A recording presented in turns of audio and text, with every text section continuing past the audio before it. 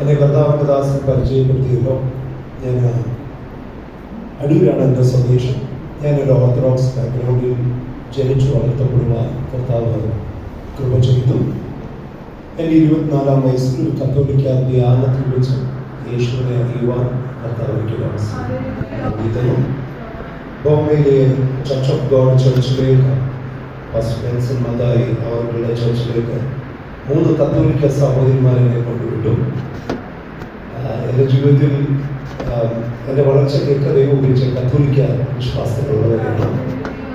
അതിനുശേഷം ഞാനിവിടെ 4 വർഷം ജോലിയിൽ ശുശ്രൂഷയിലായിരുന്നു. ഇവിടെ ഞാൻ UAE കടന്നു പോകുവാൻ കർത്താവ് കൃപ ചെയ്തു. ആദ്യത്തെ കുറേ വർഷം ജോലിയിൽ ശുശ്രൂഷയുമായിട്ട്, പിന്നീട് മുഴുവൻ സമയം ശുശ്രൂഷയിലേക്ക് മാറുവാൻ കർത്താവ് എനിക്ക് കൃപ ചെയ്തു. ഒരു ദൈവശബ്ദം കേട്ട് അവിടെ വെച്ച് ഷാർജയിൽ UAE-യിലായിരിക്കുമ്പോൾ എനിക്ക് പ്രിയ സാം ബെഞ്ചമിൻ പാസ്റ്ററോടൊപ്പം ഞങ്ങൾ ചർച്ച് ഓഫ് ഗോഡിൻ്റെ ഒരു റീജിയൻ കീഴിലായിരുന്നു.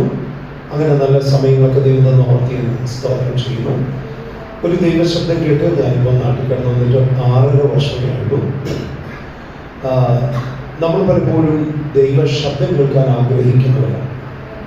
പക്ഷെ ഒരു ദൈവശബ്ദം കേട്ട് അത് പ്രാപിക്കണമെങ്കിൽ നമ്മൾ ഒത്തിരി വില കൊടുക്കണം.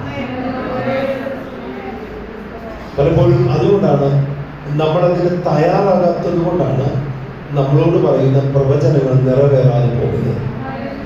പ്രവചിച്ച ദൈവദാസന്മാരുടെ കുറവുകളല്ല, ഒരു വില കൊടുത്തേ മതിയാകത്തു. ഒരിക്കൽ ഞാൻ ഷാർജയിലെ മെയിൻ വർഷിപ്പ് സെന്ററിലെ സൈഡിൽ കൂടി ഇങ്ങനെ പ്രാർത്ഥിച്ചു കൊടുക്കുമ്പോൾ ഒരു കർത്താവിൻ്റെ ദാസൻ എന്നെ നോക്കി ഇങ്ങനെ പ്രവചിച്ചു, ആഫ്രിക്കയുടെ ഉണർവിന് വേണ്ടി അനേക രാജ്യങ്ങൾ കൊണ്ടുപോകും. ആ കർത്താവിൻ്റെ ദാസൻ അത് പ്രവചിച്ചു പറയുമ്പോൾ ഞാൻ ഇംഗ്ലീഷ് ഭാഷയിൽ അങ്ങനെ ശുശ്രൂഷിക്കാൻ അതുവരെ പോയിട്ടില്ല. എനിക്ക് ആഫ്രിക്കയിൽ ആരെയും പരിചയമില്ല. പക്ഷെ ഞാൻ അത് ഏറ്റെടുത്തു. അദ്ദേഹം എന്നോട് ഞാൻ ഇതുവരെ പോയ 9 രാജ്യങ്ങളുടെ പേര് സഹിതമാണ് എന്നോട് പ്രവചിച്ചു വന്നത്. ഞാൻ എൻ്റെ ഡയറിയിൽ കൊണ്ട് എഴുതി വെച്ച 8 വർഷം പ്രാർത്ഥിച്ചു. 8-ാം വർഷത്തിൽ ഞാൻ ഉഗാണ്ടയിലെത്തി. ഇതൊക്കെ എവിടുന്നാണ് മനസ്സിലാക്കുന്നത്? പൗലോസ് അപ്പോസ്തലനോട് കർത്താവ് പറഞ്ഞു, ഞാൻ നിന്നെ റോമിലെത്തിക്കും. അങ്ങനെ ഞാൻ റോമിലെത്തി. പക്ഷെ ഈ റോമിലെത്തുന്നതിന് മുമ്പുണ്ടായ പ്രതിസന്ധികൾ ഭയങ്കരമാണ്. അതുകൊണ്ട് ഞാൻ നിങ്ങളെ എൻകറേജ് ചെയ്യുന്നു, ഒരു ദൈവ ശബ്ദം കേട്ടാൽ ആ ദൈവ ശബ്ദത്തെ നിലനിർത്താതിരിക്കുന്ന നമ്മുടെ പ്രാണനിൽ വ്യാപരിക്കുന്ന ശക്തികളെ പ്രാർത്ഥിച്ച് ജയിക്കാത്ത കാലത്തോളം നമുക്ക് വിടുതൽ പ്രാപിക്കാൻ പറ്റുകയില്ല. അതുകൊണ്ട് ഒരു പക്ഷേ ദൈവം ഇന്നും എൻ്റെ നാവിനെയും നിങ്ങളോട് ആലോചന പറയാൻ ഉപയോഗിച്ചെന്നിരിക്കാം. അനേകം പേരുടെ മേൽ ചിലപ്പോൾ ഒരു കയ്യൊപ്പ് നടന്നേക്കാം, നമ്മുടെ ശക്തിയെ പുതുക്കിയേക്കാം. അതൊക്കെ നിങ്ങളുടെ അവൈലബിലിറ്റി അനുസരിച്ചായിരിക്കും എന്നെ ഉപയോഗിക്കുന്നത്. അങ്ങനെ ഞാൻ ദൈവശബ്ദം കേട്ട് നാട്ടിൽ വന്നിട്ട് 6 വർഷം. നാട്ടിൽ വരാൻ നേരം ദൈവം എന്നോട് കുറച്ചു നാള് കേരളത്തിൽ ഉണ്ടാകും, പിന്നെ വേറെ രാജ്യത്തിൽ കൊണ്ടുപോകുമെന്നാണ് ദൈവം പറഞ്ഞു. ഇപ്പൊ 6 വർഷമായി. നാട്ടിലേക്ക് വരാൻ നേരം ഞാൻ നോർത്ത് ഇന്ത്യയിൽ കൂട്ടായ്മ തുടങ്ങുന്നൊന്നും ദൈവം എന്നോട് പറഞ്ഞില്ല. ഇതൊക്കെ അനുസരണത്തിനകത്ത് മറഞ്ഞു കിടക്കുന്ന ചില ഹിഡൻ പ്രോമിസുകളാണ്. ഇപ്പോൾ ഛത്തീസ്ഗഡിലും ബീഹാറിലും ഹൈദരാബാദിലും ഇടുക്കിയുടെ കുമളിയുടെ ഇന്നർ ഭാഗത്തും 11 ദൈവ വേലക്കാരെ സഹായിപ്പാൻ, ആത്മീയമായി ബലപ്പെടുത്താൻ കൃപയാൽ കർത്താവിനെ ഉപയോഗിക്കുന്നു. ഒരു 1.5 വർഷമൊക്കെ ഇങ്ങനെ കൂടുമ്പോൾ ശുശ്രൂഷയിൽ നിന്ന് കിട്ടുന്ന നന്മകൾ നോർത്ത് ഇന്ത്യയിൽ നിന്ന് കൊടുത്തതിന് ബാക്കി എന്തെങ്കിലുമൊക്കെ മിച്ചം കയ്യിലിരുന്നാൽ ഒരു 1.5 ലക്ഷം രൂപയാകുമ്പോൾ അതുവഴി ഞാൻ ആഫ്രിക്കയ്ക്ക് പോകാറുണ്ട്. സ്തോത്രം. അവിടെ പോയ 1 രൂപ പോലും ഇങ്ങോട്ട് കിട്ടത്തില്ല. കുറച്ച് പൈനാപ്പിളും അവക്കോടയും പാഷൻ ഫ്രൂട്ടും കരിമ്പും ഒക്കെ ആയിരിക്കും നമുക്ക് ഇങ്ങോട്ട് കിട്ടുന്നത്. പക്ഷെ അവിടെ പോയി ഈ പൈസയിൽ പോയാൽ കഴിഞ്ഞ നവംബറിൽ പോകുവാൻ കർത്താവ് കൃപ ചെയ്തു. ഒരു മുസ്ലിം കോളനിയുടെ ഗ്രൗണ്ടിലായിരുന്നു ക്രൂസൈഡ്. 5 ദിവസത്തെ ക്രൂസൈഡ്. സ്തോത്രം. ആ ക്രൂസൈഡിൽ 400ഓളം പേര് രക്ഷിക്കപ്പെടുവാൻ കർത്താവ് കൃപ ചെയ്തു. അതിലൊരു 230 പേര് മുസ്ലിങ്ങളാണ്. 84 പേര് സ്നാനപ്പെടാൻ കർത്താവ് കൃപ ചെയ്തു. അതിൽ 33 പേര് മുസ്ലിങ്ങളാണ്. അപ്പൊ മടൂരെ ഒരു ഓർത്തഡോക്സ് കുടുംബത്തിനകത്ത് നിന്ന് കർത്താവിനെ വിളിക്കുമ്പോൾ ഇങ്ങനെയൊക്കെയുള്ള കാര്യങ്ങളെല്ലാം ദൈവം തന്റെ പദ്ധതിക്കകത്ത് ഇട്ടിട്ടുണ്ട്. ഞാൻ വീണ്ടും പറയാം, സമർപ്പണത്തെ അനുസരിച്ച് നമുക്കിതിലൊക്കെ എത്താൻ പറ്റും.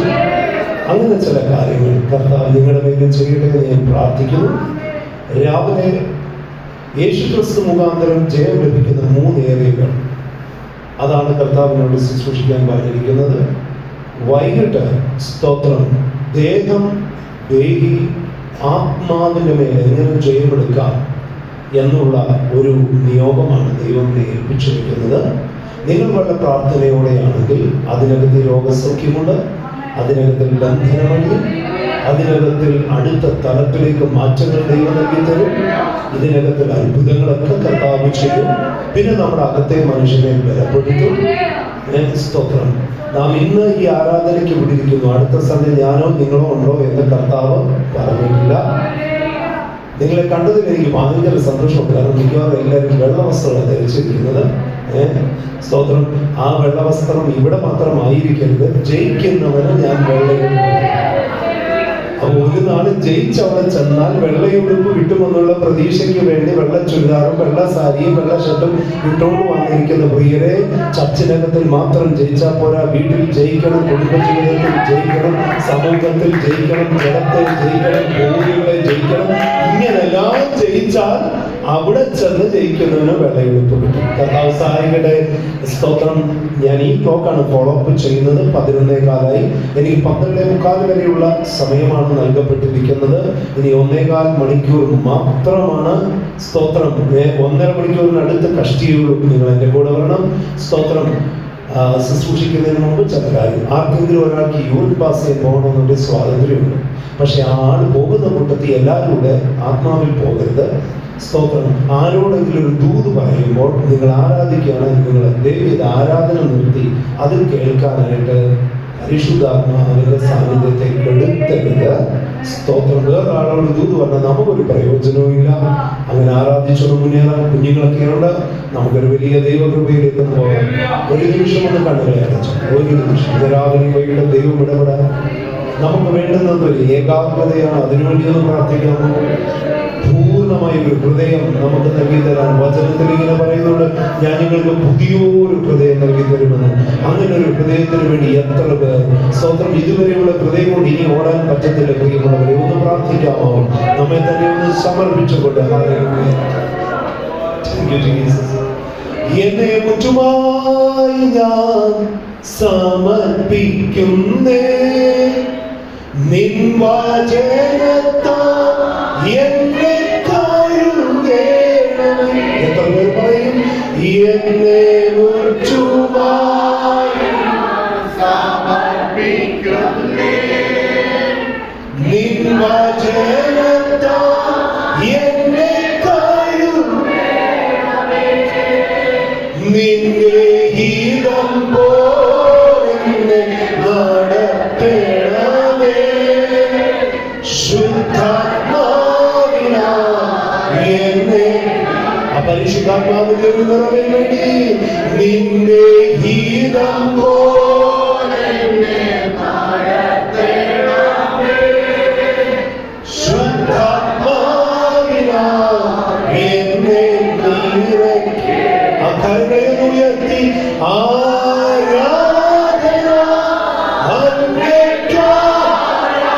ഓ ദിവസമില്ലോ യേശുവേ, ഹൃദയത്തിൽ ആരാധന അങ്ങേയ്ക്കായി. യേശുവേ, കരകളിലൂടെ ഉയർത്തി ആരാധന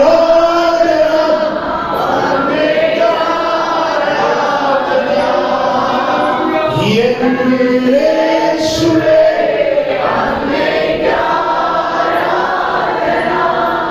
എന്നെ മുറ്റുമായി എന്റെ ദൈവം ദേവ്യാത്മാവേ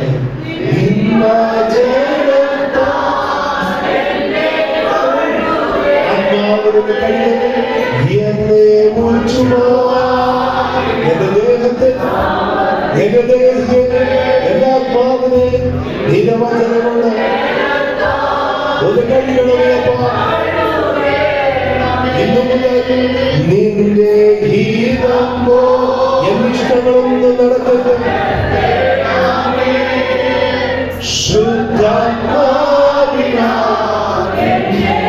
ശുദ്ധമായിരിക്കുന്ന പരിശുദ്ധമായോട് നിന്റെ ഗീതം യേശുവാ, നിന്റെ ഗീതം പോ എന്നെ നടത്തണമേ.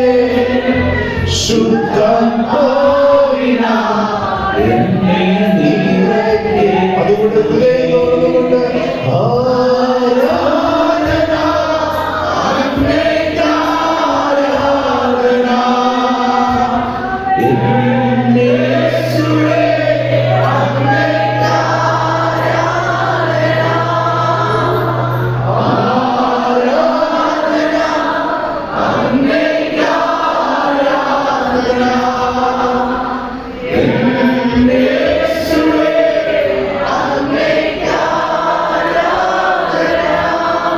ആരാധനാകുന്ന കുഞ്ഞാട് ഈ ആരാധന ഈ വാളകത്ത് നടക്കുമ്പോൾ പിതാവിന്റെ വലത്തുഭാഗത്ത് ശ്രേഷ്ഠ മഹാപുരോഹിതനായിരുന്നുകൊണ്ട് തന്റെ കാന്തയോട് ഇടപെടേണ്ടത്, തന്റെ മണവാട്ടിയോട് ഇടപെടേണ്ടത്, ക്രൂശ് വഴി ഞങ്ങൾക്ക് നൽകി തന്ന എല്ലാ ജയങ്ങളും ഞങ്ങളുടെ ദേഹത്തെ ആത്മാവിൽ നിന്ന് വെളിപ്പെടേണ്ടത്. അപ്പൊ അടിയനെ ക്രൂശിൽ മറക്കുന്നു. കുഞ്ഞാടിന്റെ രക്തം കൊണ്ട് ഒരിക്കൽ കൂടി അടിയനെ കഴുകണം. ജനത്തെ ഏൽപ്പിക്കുന്ന കർത്താവ്, വചനത്തിന് വിരോധമായി വ്യാപരിക്കുന്ന എല്ലാ ഇരുട്ടുകളെയും അന്യതാ ചിന്തകളെയും വാളകം ദേശത്തിന് മേൽ വാഴുന്ന വാഴ്ചകളെയും അധികാരികളെയും ഇന്ന് പകൽക്കാലം യേശു ക്രിസ്തുവിനെ അധികാരമുള്ള നാമത്തിൽ മുദ്രയിട്ട് അതിനെ പാദപീഠത്തിലേക്ക് ബന്ധിച്ചു തരുന്നു. ഇന്ന് പകൽക്കാലം വചനത്തെ അനുഗ്രഹിക്കണമേ, വചനത്തിന്റെ ശക്തിയെ റിലീസ് ചെയ്യണമേ, വചനത്തിൽ കൂടെ ഇടപെടണമേ, വചനത്തിൽ കൂടെ ആശ്വാസം പകരണമേ, വചനത്തിൽ കൂടെ ദൂത് വെളിപ്പെടുത്തണമേ, വചനത്തിൽ കൂടെ ബന്ധനങ്ങൾ അഴിക്കണമേ, വചനത്തിൽ കൂടെ അഭിഷേകത്തെ റിലീസ് ചെയ്യണമേ, വചനത്തിൽ കൂടെ രോഗസൗഖ്യം നൽകണമേ, വചനത്തിൽ കൂടെ പാരമ്പര്യമായി പോയികളെ അഴിക്കണമേ, വചനത്തിൽ കൂടെ രക്തത്തിൽ കിടക്കുന്ന ദോഷങ്ങളെ മാറ്റണമേ, വചനത്തിൽ കൂടെ തോറ്റ് കിടക്കുന്ന ഏരിയയിൽ ഒരു ജയം കൊടുക്കണമേ, വചനത്തിൽ കൂടെ അവകാശങ്ങളെ വെട്ടിക്കളയണമേ, വചനത്തിൽ കൂടെ കർത്താവ് എല്ലാ ദുഃഖങ്ങളെയും തകർക്കണമേ. കൃപയുള്ള വചനത്തിന് സാക്ഷി നിന്നുകൊണ്ട് അത്ഭുതങ്ങളാലും അടയാളങ്ങളാലും ഇന്ന് രാവിലെ വചനത്തെ ഉറപ്പിച്ച് അനുഗ്രഹിച്ച് ഞങ്ങൾക്ക് നൽകി തരണമെന്ന് യേശു ക്രിസ്തുവിന്റെ നാമത്തിൽ അബ്ബായെ പിതാവേ എന്ന് വിളിച്ചുകൊണ്ട് ആ കൃപാസനത്തിന്റെ അടുത്തേക്ക് വരുമ്പോൾ ഞങ്ങൾക്കൊരപ്പനുണ്ട്, ഞങ്ങൾക്കൊരപ്പനുണ്ട്. ഞങ്ങളുടെ അപ്പന്റെ പേര് എൽ ഷദായ്, ഞങ്ങളുടെ അപ്പന്റെ പേര് ആദ്യവും ഞങ്ങളുടെ അപ്പൻ അബ്രഹാമിന്റെ ഈസഹാക്കിന്റെ യാക്കോബിന്റെ ദൈവമാകുന്നു. ആ അപ്പനെ ഞങ്ങളുടെ പിതാവെ എന്ന് വിളിച്ചുകൊണ്ട് അടുത്തു വരുന്നു. എല്ലാ മഹത്വവും യേശു കർത്താവിന് മാത്രം നൽകുമെന്ന് പ്രാർത്ഥിച്ച് ഞങ്ങളെ സമർപ്പിക്കും. അനുഗ്രഹിക്കുന്നതിനോ മഹത്വം അങ്ങേക്ക് നൽകി തരും. യേശു കർത്താവിന്റെ നാമത്തിൽ തന്നെ. ഈ ഉപവാസത്തിന് 3-ാമത്തെ ദിവസം നമുക്കൊരു ദൈവവചനം എടുക്കാം. റോമാലേഖനം 8-ാം അധ്യായം അതിന്റെ 37-ാമത്തെ തിരുവചനം ഒരാൾക്ക് വായിക്കാം.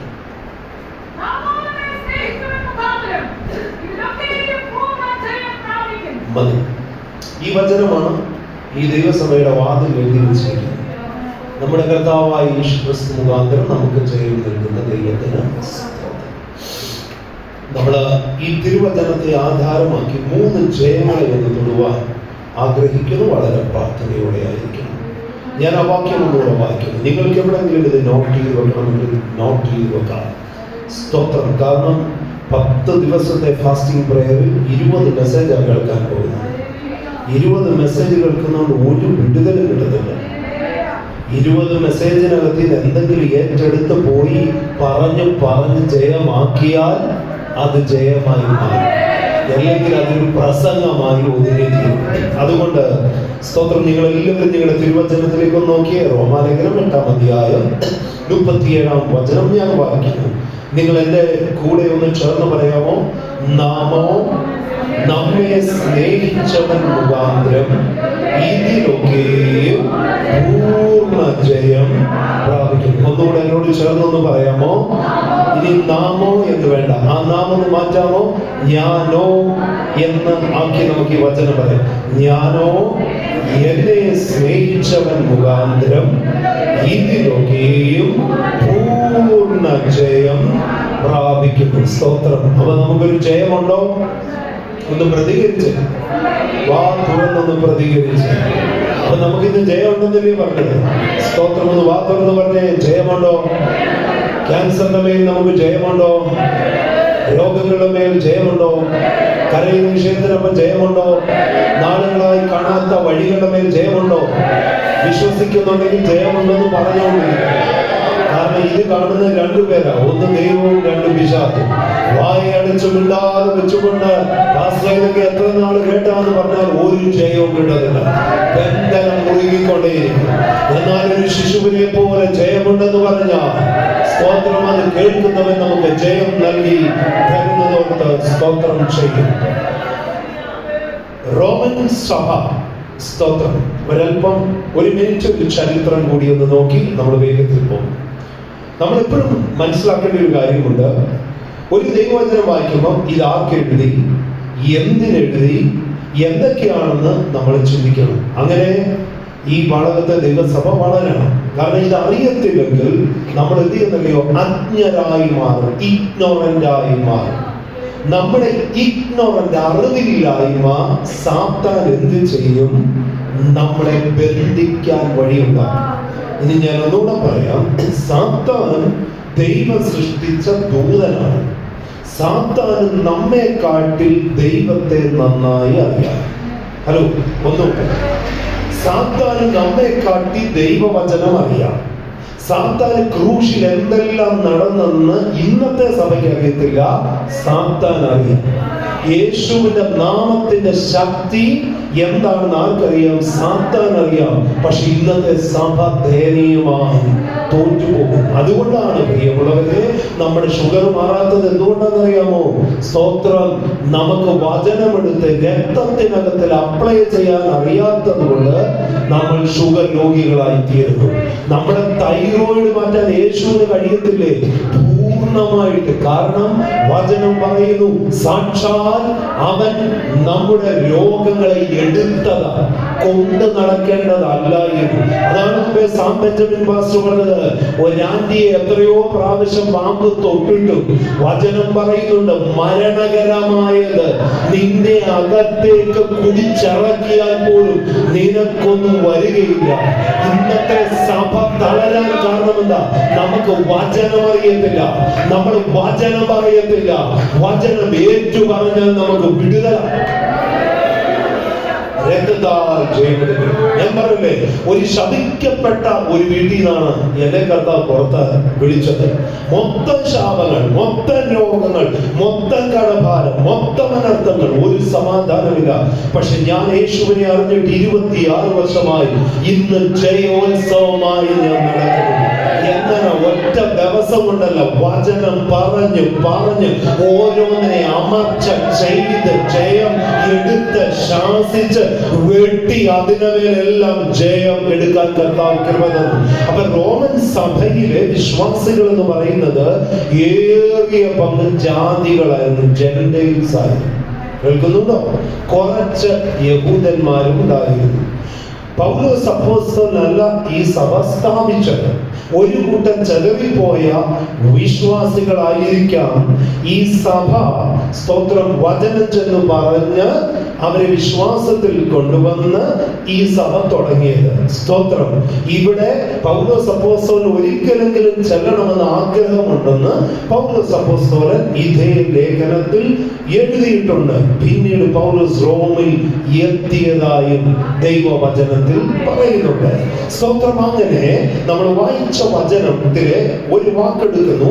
റോമാലേഖനം 8:37 നോക്ക്. സ്തോത്രം. നോക്കൂ ഒരു നിമിഷം. ഇതിലൊക്കെയും പൂർണ്ണ ജയം പ്രാപിക്കുന്നു. ഒന്ന് പറയാമോ?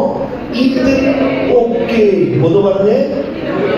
മക്കളെ ഡോക്ടർമാര് പെൺകുഞ്ഞുങ്ങളൊക്കെ ഇങ്ങോട്ടൊന്ന് നോക്കണം, ഇടയ്ക്ക് വചനത്തിൽ നോക്കണം, ഇച്ചിരി പുറകോട്ടൊക്കെ മാറിയിരിക്കാമെങ്കിൽ സ്തോത്രം, അങ്ങനെയൊക്കെ ഫ്രീ ആയിട്ടിരുന്നോണം. നാമോ ഇതിലൊക്കെ നിങ്ങൾ ഇന്ന് സ്ട്രഗിൾ ചെയ്യുന്ന നിങ്ങളുടെ പേഴ്സണാലിറ്റി ക്ലാഷ് തൊട്ട്, നിങ്ങളുടെ വചനത്തിൽ ജയിക്കാൻ പറ്റാത്ത തൊട്ട്, പഠനം തൊട്ട്, ഇതിലൊക്കെ എന്ത് ചെയ്യാൻ പറ്റും? വാദമെന്ന് പറ, നമുക്ക് ജയമെടുക്കാൻ പറ്റും. ഒന്ന് പറഞ്ഞേ, നമുക്ക് ജയമെടുക്കാൻ പറ്റും. സ്തോത്രം, ഹല്ലേലൂയ. അപ്പൊ വചനം പറഞ്ഞ നാമോ ഇതിലൊക്കെയും പൂർണ്ണ ജയം പ്രാപിക്കും. ഒന്നുകൂടെ പറയാമോ? നാമോ ഇതിലൊക്കെയും പൂർണ്ണ ജയം പ്രാപിക്കും. നിങ്ങളുടെ എൻകറേജ്മെന്റിന് വേണ്ടി മിനിഞ്ഞാന്ന് നടന്ന ഒരു വിടുതലിന്റെ സാക്ഷ്യം ഒന്ന് പറയാം. കഴിഞ്ഞ വർഷം ഇതേ സമയത്ത് ബോംബെയിലെ സ്തോത്രം ഒരു അസംബ്ലീസ് ഓഫ് ഗോഡ് ചർച്ചിൽ ഒരു 7 ദിവസം ശുശ്രൂഷിക്കാൻ കടന്നുപോയി. സ്തോത്രം. അങ്ങനെ ഒരു 4-ാം ദിവസം വചനം ശുശ്രൂഷിച്ചോണ്ട് പോകുന്നു. ഒരു ആന്റിയോട് ഒരു ദൂത് പറഞ്ഞു. അപ്പൊ ആ ആന്റി എന്നെ വീട്ടിൽ വിളിച്ചോണ്ട് പോയി. അപ്പൊ ആന്റിക്ക് ഒരൊറ്റ മോളേ ഉള്ളൂ. ഇതൊക്കെ ശ്രദ്ധിച്ചോണം കേട്ടോ. സ്തോത്രം. ആ ആന്റിക്ക് ഒരു മോളേ ഉള്ളൂ. ആ ഒരു മോൾക്ക് ഇപ്പൊ എനിക്ക് തോന്നുന്നു 26 വയസ്സായി. ഒമാനിലാണ് ആ മോള്. പക്ഷെ 22-ാം വയസ്സിന് മുമ്പ് സ്തോത്രം എന്ത് ചെയ്തു? ബ്ലോക്ക് വന്നു. അപ്പൊ ഒരു മോളേ ഉള്ളൂ. ആ ഒരു മോൾക്ക് എന്ത് ചെയ്തു? ബ്ലോക്ക് വന്നു. ബ്ലോക്ക് വന്നപ്പോൾ വൈദ്യശാസ്ത്രത്തിൽ എന്ത് ചെയ്തു? സ്റ്റെന്റ് ഇട്ടു. സ്റ്റെന്റ് ഇടുന്ന സമയത്ത് കല്യാണം നടന്നിട്ടില്ല. അപ്പൊ സ്റ്റെന്റ് ഇട്ടപ്പോൾ ഡോക്ടർമാർ പറഞ്ഞു, ഇനി ലൈഫ് ലോങ് ടാബ്ലറ്റ് കഴിക്കണം. ടാബ്ലറ്റ് കഴിക്കുമ്പോൾ ഓർക്കുക, നീ പ്രഗ്നന്റ് ആകത്തില്ല. നീ പ്രഗ്നന്റ് ആകാൻ പാടും ഇല്ല. ഇതൊക്കെയാണ് വൈദ്യശാസ്ത്രം പറഞ്ഞത്. നിയോഗമുള്ള ഒരു ചെറുപ്പക്കാരൻ വന്ന് ഈ മകളെ വിവാഹം കഴിച്ചു. 4 വർഷമായി കുഞ്ഞുങ്ങളുണ്ടാകുന്ന ലക്ഷണമേ ഇല്ല, ഒരു ചലനവും ഇല്ല. അവർക്കത് പേടിയാ ഓർക്കുമ്പോൾ. കാരണം ഹൈ പോയിസണസ് ടാബ്ലറ്റ് ആണ് രക്തം കട്ടിയാകാതിരിക്കാൻ കഴിച്ചുകൊണ്ടിരിക്കുന്നത്. ഒന്ന് പറയാമോ? നാമോ ഇതിലൊക്കെയും പൂർണ്ണ ജയം പ്രാപിക്കും. ഒന്ന് മാത്രം പറയാമോ? നിങ്ങൾ ഇത് പറയുമ്പോൾ നിങ്ങളുടെ ശരീരത്തിലുള്ള വൈദ്യശാസ്ത്രം പറഞ്ഞ കാര്യങ്ങളുടെ മുമ്പിൽ വെച്ച് വേണം ഇത് പറയാൻ. വൈദ്യ രോഗശാന്തിയുടെ പ്രത്യേക ശുശ്രൂഷ നമ്മൾ ചെയ്യും. അതവിടെ നിൽക്കട്ടെ. സ്തോത്രം. അപ്പൊ ഒന്ന് പറഞ്ഞേ, നിങ്ങൾ ഇത് പറയുമ്പോൾ നിങ്ങളുടെ വായിൽ കൊണ്ട് പറ. നിങ്ങളുടെ തലയ്ക്കകത്തിൽ വേദനയുണ്ടെങ്കിൽ, നിങ്ങൾക്ക് മൈഗ്രെയിൻ ഉണ്ടെങ്കിൽ, നിങ്ങൾ വളരെ ഭാരത്തോടായി ഇരിക്കുന്നതെങ്കിൽ, ആരോടും പറയാത്ത രോഗങ്ങളുണ്ടെങ്കിൽ, ഒരു പിടി മരുന്ന് കഴിച്ചോണ്ടായി ഇരിക്കുന്നതെങ്കിൽ, ഇത് വാ തുറന്നു പറഞ്ഞേ, ഞാനോ ഇതിലൊക്കെയും പൂർണ്ണ ജയം പ്രാപിക്കും. ഒരു വിശ്വാസത്തോട് പറയാമോ? കാരണം ജയാളിയായ കർത്താവ് സ്വർഗത്തിൽ ഇരിക്കുന്നത് കൊണ്ട് ഒന്ന് ശക്തിയോട് പറഞ്ഞേ, ഞാനോ ഇതിലൊക്കെയും പൂർണ്ണ ജയം പ്രാപിക്കും. ഉപവാസ പ്രാർത്ഥന ജയത്തിൽ വെച്ചിരിക്കുന്നതാണ്. ഉപവാസ പ്രാർത്ഥന ബന്ധന വഴിയാൻ വെച്ചിരിക്കുന്നതാണ്. രക്തത്താൽ ജയമെടുക്കുന്നു. അങ്ങനെ വീട്ടിൽ നോക്കൂ, അങ്ങനെ വീട്ടിൽ പോയിരുന്ന് പ്രാർത്ഥിച്ചു. കർത്താവേ, കുഞ്ഞുണ്ടാകുമോ? ദൈവഹിതമല്ല. പെട്ടെന്ന് പരിശുദ്ധാത്മാവ് എന്റെ വായെ തുറന്നിട്ട് പറഞ്ഞു, അടുത്ത വർഷം ഇതേ സമയം ഒരു പെൺകുഞ്ഞുണ്ടായിരിക്കും. ഇനി പരിശുദ്ധാത്മാവിനാണെന്നോ പെൺകുഞ്ഞാണെന്നോ എല്ലാം അറിയാൻ പറ്റും. കാരണം ദൈവത്തിന്റെ ആഴങ്ങളെ അറിയുന്നത് ആരാണ്? പറ, പരിശുദ്ധാത്മാവാണ്. അപ്പൊ നമ്മൾ ആത്മാവിൽ പ്രാർത്ഥിക്കാൻ കയറിയിരുന്ന എന്തെന്നറിയോ? ആത്മാവ് ആഴങ്ങളിലേക്ക് ഇറങ്ങി ദൈവഹിതത്തെ നമുക്ക് വെളിപ്പെടുത്തി നൽകി തരും. സ്തോത്രം. അങ്ങനെയൊന്നും പ്രാർത്ഥിക്കാനൊന്നും സമയമില്ല. നമുക്കുള്ള വചനത്തിൽ നിന്ന് പ്രാപിക്കാം. പ്രിയരെ, ദൂത് പറഞ്ഞു. സ്തോത്രം. ഞാനിങ്ങി പോകുന്നു. സ്തോത്രം. ഒരു സൂം മീറ്റിംഗ് ഉണ്ട്. സ്തോത്രം. മണ്ടയില് രാത്രി അനേക രാജ്യങ്ങളിൽ ആൾക്കാർ കയറും സൂമിനകത്തിൽ കൂടെ. കഴിഞ്ഞ ദിവസം സ്തോത്രം ഒരു ആന്റി എന്നോട് പറഞ്ഞു, കഴിഞ്ഞ ഫ്രൈഡേയിലെ സൂമിലെ ഉപവാസ പ്രാർത്ഥനയിൽ ശുശ്രൂഷ കൊണ്ടിരുന്നു. അപ്പൊ ആന്റി സാറ്റർഡേയിൽ എനിക്ക് മെസ്സേജ് ഉണ്ട്, പാസ്റ്ററെ, എന്റെ അകത്ത് കിടന്ന എന്തൊക്കെയോ ശക്തികൾ ഞാൻ വൊമിറ്റ് ചെയ്ത് ഓടിപ്പോയി എടുത്തു കളഞ്ഞു. സ്തോത്രം. അപ്പൊ ഇത് സൂമിൽ നടക്കുമോ? നടക്കും. അഭിഷേകം മാത്രം മതി, സമർപ്പണം മാത്രം മതി, ദൈവത്തിന് ചെയ്യാം. അങ്ങനെ ഈ ദൂത് കേട്ടാൽ ഈ സൂമി കയറി എപ്പോഴും ഇരുന്ന് പ്രാർത്ഥിക്കും. ഞാനും ഇരുന്ന് പ്രാർത്ഥിച്ചു. കർത്താവിന്റെ കൃപയാൽ 2.5 മാസം കഴിഞ്ഞപ്പോൾ ഒമാനിലുള്ള മോൾ പ്രഗ്നന്റ് ആകാൻ തുടങ്ങി. സ്തോത്രം കേൾക്കുന്നുണ്ടോ?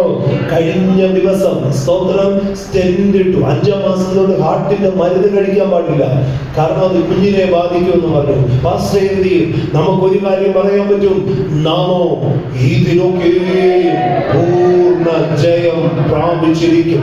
ഒന്ന് വാ തുറന്നൊന്ന് പറഞ്ഞേ. ഈ വായ അടച്ചു വെക്കരുത്. വായിക്കകത്ത് ജീവനുണ്ട്. ഒന്നുകിൽ മരണം അല്ലെങ്കിൽ ജീവൻ. വെല്ലതൊക്കെ ഏറ്റു പറഞ്ഞാൽ വിടുതൽ നടക്കും. കുഞ്ഞുങ്ങളൊക്കെ പറഞ്ഞേ, പെൺകുഞ്ഞുങ്ങളൊക്കെ പറഞ്ഞേ, നിങ്ങളുടെ മെമ്മറി ഓപ്പൺ ചെയ്യണമെങ്കിൽ നിങ്ങൾ വാ തുറന്ന് വചനം പറഞ്ഞാൽ കെമിസ്ട്രിക്ക് ഇതുവരെ കിട്ടാത്ത മാർക്ക് കിട്ടും, ഫിസിക്സിന് ഇതുവരെ കിട്ടാത്ത മാർക്ക് കിട്ടും. ഒറ്റ കാര്യം ചെയ്താൽ മതി, വാ തുറന്ന് വചനം പറഞ്ഞാൽ മതി. കഴിഞ്ഞ ദിവസമായിരുന്നു സ്തോത്രം ഡെലിവറിയുടെ ഡേറ്റ് എടുത്തു. ഒരു ഡോക്ടർമാരും പറഞ്ഞു അനസ്തേഷ്യ കൊടുക്കാൻ അവർ തയ്യാറല്ല. കാരണം അനസ്തേഷ്യ കൊടുത്താൽ ഹാർട്ടിന് പ്രഷർ കൂടിയാൽ എന്തെങ്കിലും പറ്റും, ഭാരപ്പെട്ടു. പക്ഷെ നമുക്ക് ഒന്നേ പറയാൻ പറ്റൂ, ഇതിലൊരു ജയം തരുന്നൊരു കർത്താവുണ്ട്. അങ്ങനെ പറഞ്ഞു. മനോഹരമായ ഒരു പെൺകുഞ്ഞ് തന്നെ പുറത്തു വന്നു. എന്റെ വാട്സാപ്പിൽ ആ കുഞ്ഞിന്റെ ഫോട്ടോ കിടപ്പുണ്ട്. അതുകൊണ്ട് ഇന്ന് പകൽക്കാലം പിശാച് എഴുതിയ കൈയെഴുത്തുകളെ രാവിലെ വൈകിട്ടുമായിട്ട് നമ്മൾ മായ്ക്കാൻ പോവുകയാണ്. സ്തോത്രം. അതിന് പ്രാർത്ഥിച്ചുകൊണ്ട് വേണമെന്നിരിക്കാം, പ്രാർത്ഥിക്കാൻ. അവൻ എഴുതിയ വിരോധമായ കൈയെഴുത്തുകൾ ആമേൽക്കണം. സഹോദരന്മാർ വാദവും ആമേൽക്കണേ, പിതാക്കന്മാർ വാദവും ആമേൽക്കണേ. നിങ്ങളുടെ ശരീരത്തിലൊക്കെ ആരാധന കൊടുത്താൽ നാമോ ഇതിലൊക്കെ പൂർണ്ണ ജയം, നാമോ ഇതിലൊക്കെ ഒരു പൂർണ്ണ ജയം. പ്രാർത്ഥിക്കുക. നാമോ ഇതിലൊക്കെ ഒരു പൂർണ്ണ ജയം. കരം അടിച്ച് ജയം ഏർപ്പെടുക. വാ തുറന്ന് ഏർപ്പെടുക. കാരണം ജയാളിയായ കർത്താവ് മരണനാശങ്ങളെ അടിച്ചവൻ, ശാപങ്ങളെ ഏറ്റെടുത്തവൻ, പിശാചിന്റെ പ്രവൃത്തികളെ മാറ്റിയവൻ. പ്രാർത്ഥിക്കുക. അല്പനേരോടെ കരമടിച്ച് ഒന്ന് കരമടിച്ച് അന്യഭാഷയിലെ ആത്മാവിനോടെ കണക്ട് ചെയ്യുക. ജനങ്ങൾക്ക് പകൽക്കാലം അറിയാൻ പോവുക, ജനങ്ങൾക്ക് മാറാൻ പോവുക.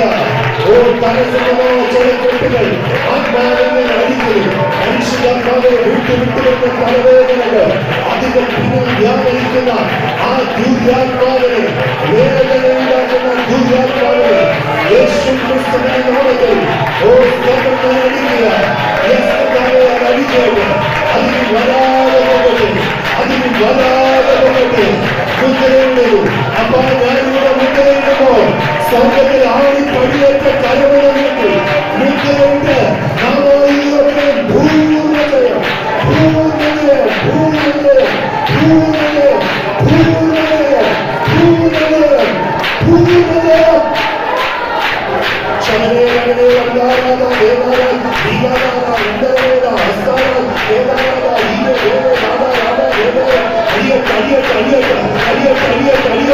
സ്നാനപ്പെട്ട ശരീരത്തെ വിട്ടുമാറത്തില്ലെന്ന് പറയുന്ന എല്ലാ പാരമ്പര്യത്തിന്റെ രക്തദോഷങ്ങളെ ഈ വചനം ഉറക്കമിച്ചിട്ട് പറയുക.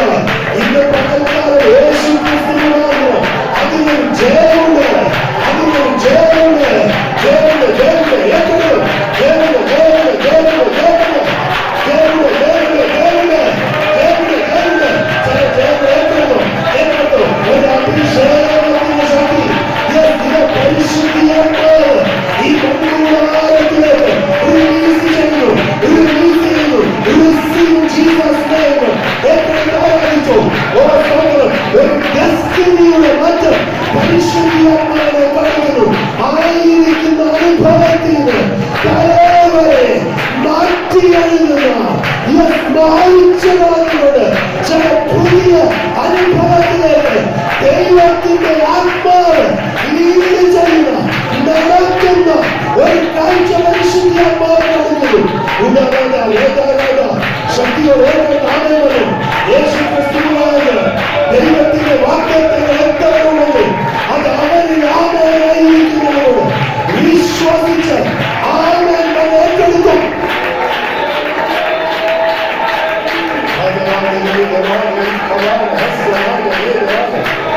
പരിശുദ്ധാത്മാവിന്റെ സഭയെ, പരിശുദ്ധാത്മാവിന്റെ ഹോളിന്റെ നിയന്ത്രണം അങ്ങ് ഏറ്റെടുക്കണമേ. ഈ ഹോളിന്റെ നിയന്ത്രണം പരിശുദ്ധാത്മാവ് ഏറ്റെടുക്കണമേ.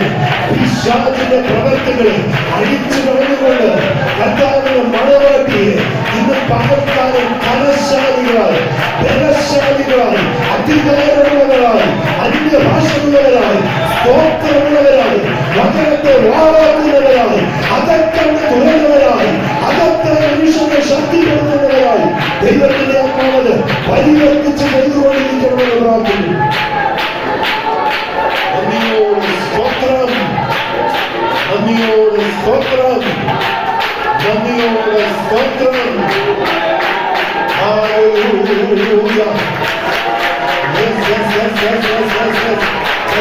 ഹല്ലേലൂയ.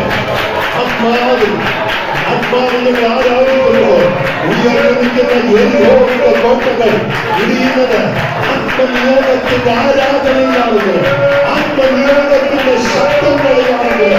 ഇന്ന് പകൽക്കാലം ജീവിതങ്ങൾക്ക് വിരോധമായി നിൽക്കുന്ന കോട്ടകൾ കൂടെ ഇടിഞ്ഞു മാറിപ്പോകട്ടെ.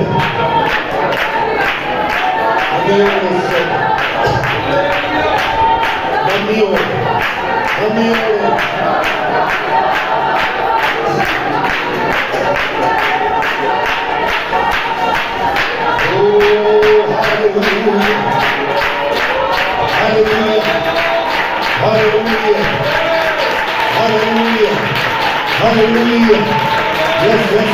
നാമോ ഇതിലൊക്കെ ഒരു പൂർണ്ണ ജയം. ഇന്ന് കണ്ട മിസ്രൈമിൽ ഇനി കാണാതെ നമ്മളൊരു ജയമായി തീരും.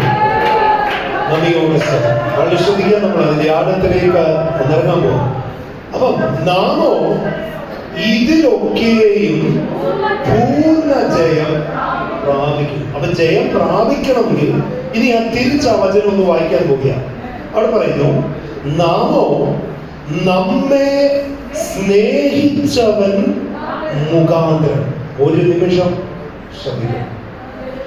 യേശു ക്രിസ്തുവുമായിട്ടുള്ള വ്യക്തിപരമായ ബന്ധത്തെ ആശ്രയിച്ചായിരിക്കും നമുക്ക് ജയം കിട്ടുന്നത്. പൗലോസ് അപ്പോസ്തലൻ പറഞ്ഞ വാക്ക് കണ്ടോ? നിങ്ങൾ അന്യ ദൈവങ്ങളുടെ കീഴിൽ കിടന്നതാ, നിങ്ങൾ ജാതീയ ശക്തിയുടെ കീഴിൽ കിടന്നതാ. കുറച്ച് യഹൂദന്മാരോട് പറയാം, നമുക്കൊരു പ്രമാണമൊക്കെ ഉണ്ടായിരുന്നു, പക്ഷെ അവിടെ ദൈവശക്തി ഇല്ലാതെ കിടന്നതാ. പക്ഷെ ദൈവം ഒരുവനെ എഴുന്നേൽപ്പിച്ചു. ഈശായുടെ കുറ്റിയിൽ നിന്ന് ദൈവം ഒരുവനെ എഴുന്നേൽപ്പിച്ചു. അവൻ മുഖാന്തരം നമുക്ക് ജയമുണ്ട്. ദൈവമേ, അതുകൊണ്ടാ പറഞ്ഞേ, ഇന്ന് തൊട്ട് അടുത്ത ഒരു തലത്തിലേക്ക് നമ്മളെ ഒന്ന് വിട്ടുകൊടുക്കുക. നമ്മൾ കള്ളം പാടുന്നവരോ കള്ളം പറയുന്നവരോ ആയിട്ടല്ല. നമുക്കൊരു ജയം വേണമെങ്കിൽ പൗലോസ് പറയുന്ന വാക്ക് കണ്ടോ? നാമോ ഞാനോ എന്താ? എന്നെ സ്നേഹിച്ച ഒരുവനുണ്ട്, അവൻ മുഖാന്തരം അവനുമായിട്ട് എനിക്കൊരു ബന്ധമുണ്ട്. ആ ബന്ധം കൊണ്ട് ഞാൻ ഇതിന്റെ മേൽ ഒരു പൂർണ്ണ ജയം പ്രാപിച്ചിരിക്കും.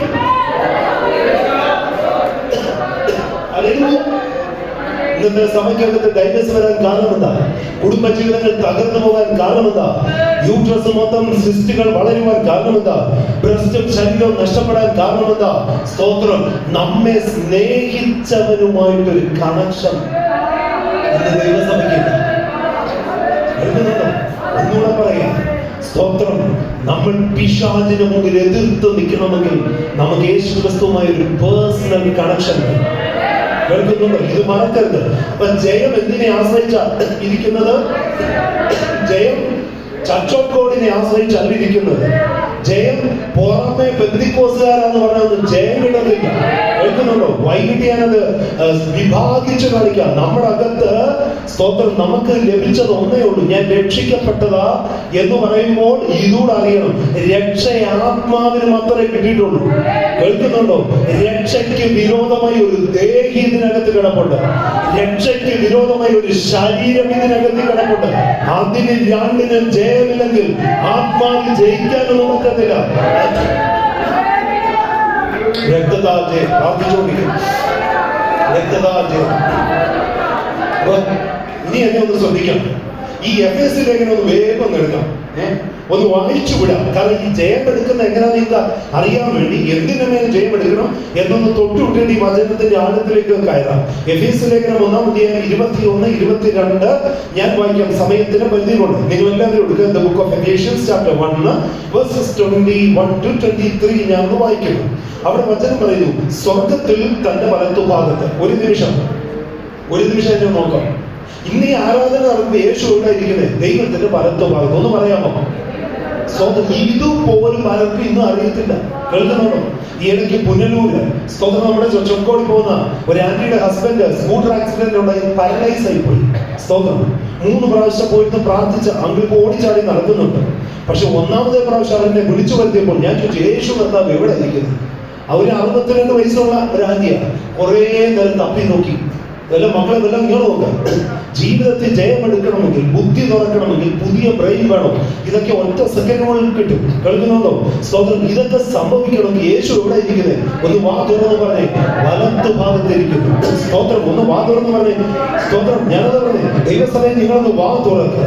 സ്തോത്രം. വാ തുറന്ന് പറ, യേശു ക്രിസ്തു പിതാവിന്റെ വലത്ത് ഭാഗത്ത് ഞാൻ പറയും എനിക്ക് വേണ്ടിയിരിക്കും. അതുകൊണ്ട് എനിക്ക് പൂർണ്ണ ജയം തന്നെ ഉണ്ടാകും. ഇതൊക്കെ വെളിപ്പാടിൽ പറയുന്നതൊക്കെ അഴിക്കാൻ പറ്റും. കേൾക്കുന്നുണ്ടോ? അപ്പൊ യേശു ക്രിസ്തു പൗലോസ് എഫെസോസ് സഭയോട് പറയാണ്, എവിടെ ഇരിക്കുന്നത്? സ്വർഗത്തിൽ തന്റെ വലത്ത് ഭാഗത്ത്. ഒന്ന് പറഞ്ഞേ, സ്വർഗത്തിൽ തന്റെ വലത്ത് ഭാഗത്ത്. ഇനി വലത്ത് ഭാഗത്തിരിക്കുന്ന യേശുവിന് എന്തൊക്കെ ഉണ്ടെന്ന് സഭയ്ക്ക് അറിയത്തില്ല. നോക്ക, പൗലോസ് പറയാം, 1, എല്ലാ വാഴ്ചയ്ക്കും. കേൾക്കുന്നുണ്ടോ?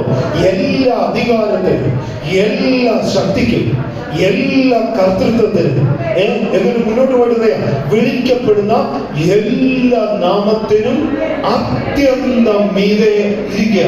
അപ്പൊ വലത്തു ഭാഗത്തിരിക്കുന്ന ആള് എല്ലാത്തിന്റെയും മുകളിലാണ്. കേൾക്കുന്നുണ്ടോ? നിങ്ങൾ വഴി തുറക്കുന്നില്ല, ഒരു കെട്ടുണ്ട്, ഒരു പോരുണ്ടെന്ന് പറയുന്ന ആ പോരിന്റെ മുകളിൽ ഇരിക്കുന്ന യേശുവിനെ നിങ്ങൾ അകത്ത് തന്നത് നിങ്ങൾ അറിഞ്ഞായിരുന്നു. പോരല്ല വലുത്, പറ യേശു അത്രേ വലുത്.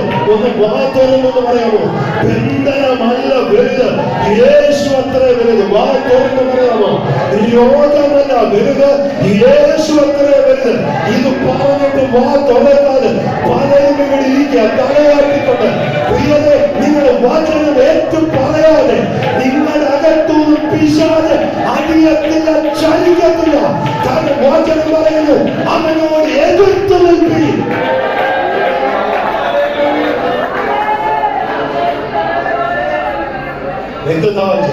അപ്പൊ നോക്കൂ, ഒന്നുകൂടെ പറയാം, എല്ലാ വാഴ്ചയ്ക്കും മീതെ ആരായിരിക്കുന്നത്? ഒന്ന് വാറോട് പറയാമോ? എല്ലാ അധികാരത്തിനും മീതെ ആരായിരിക്കുന്നത്?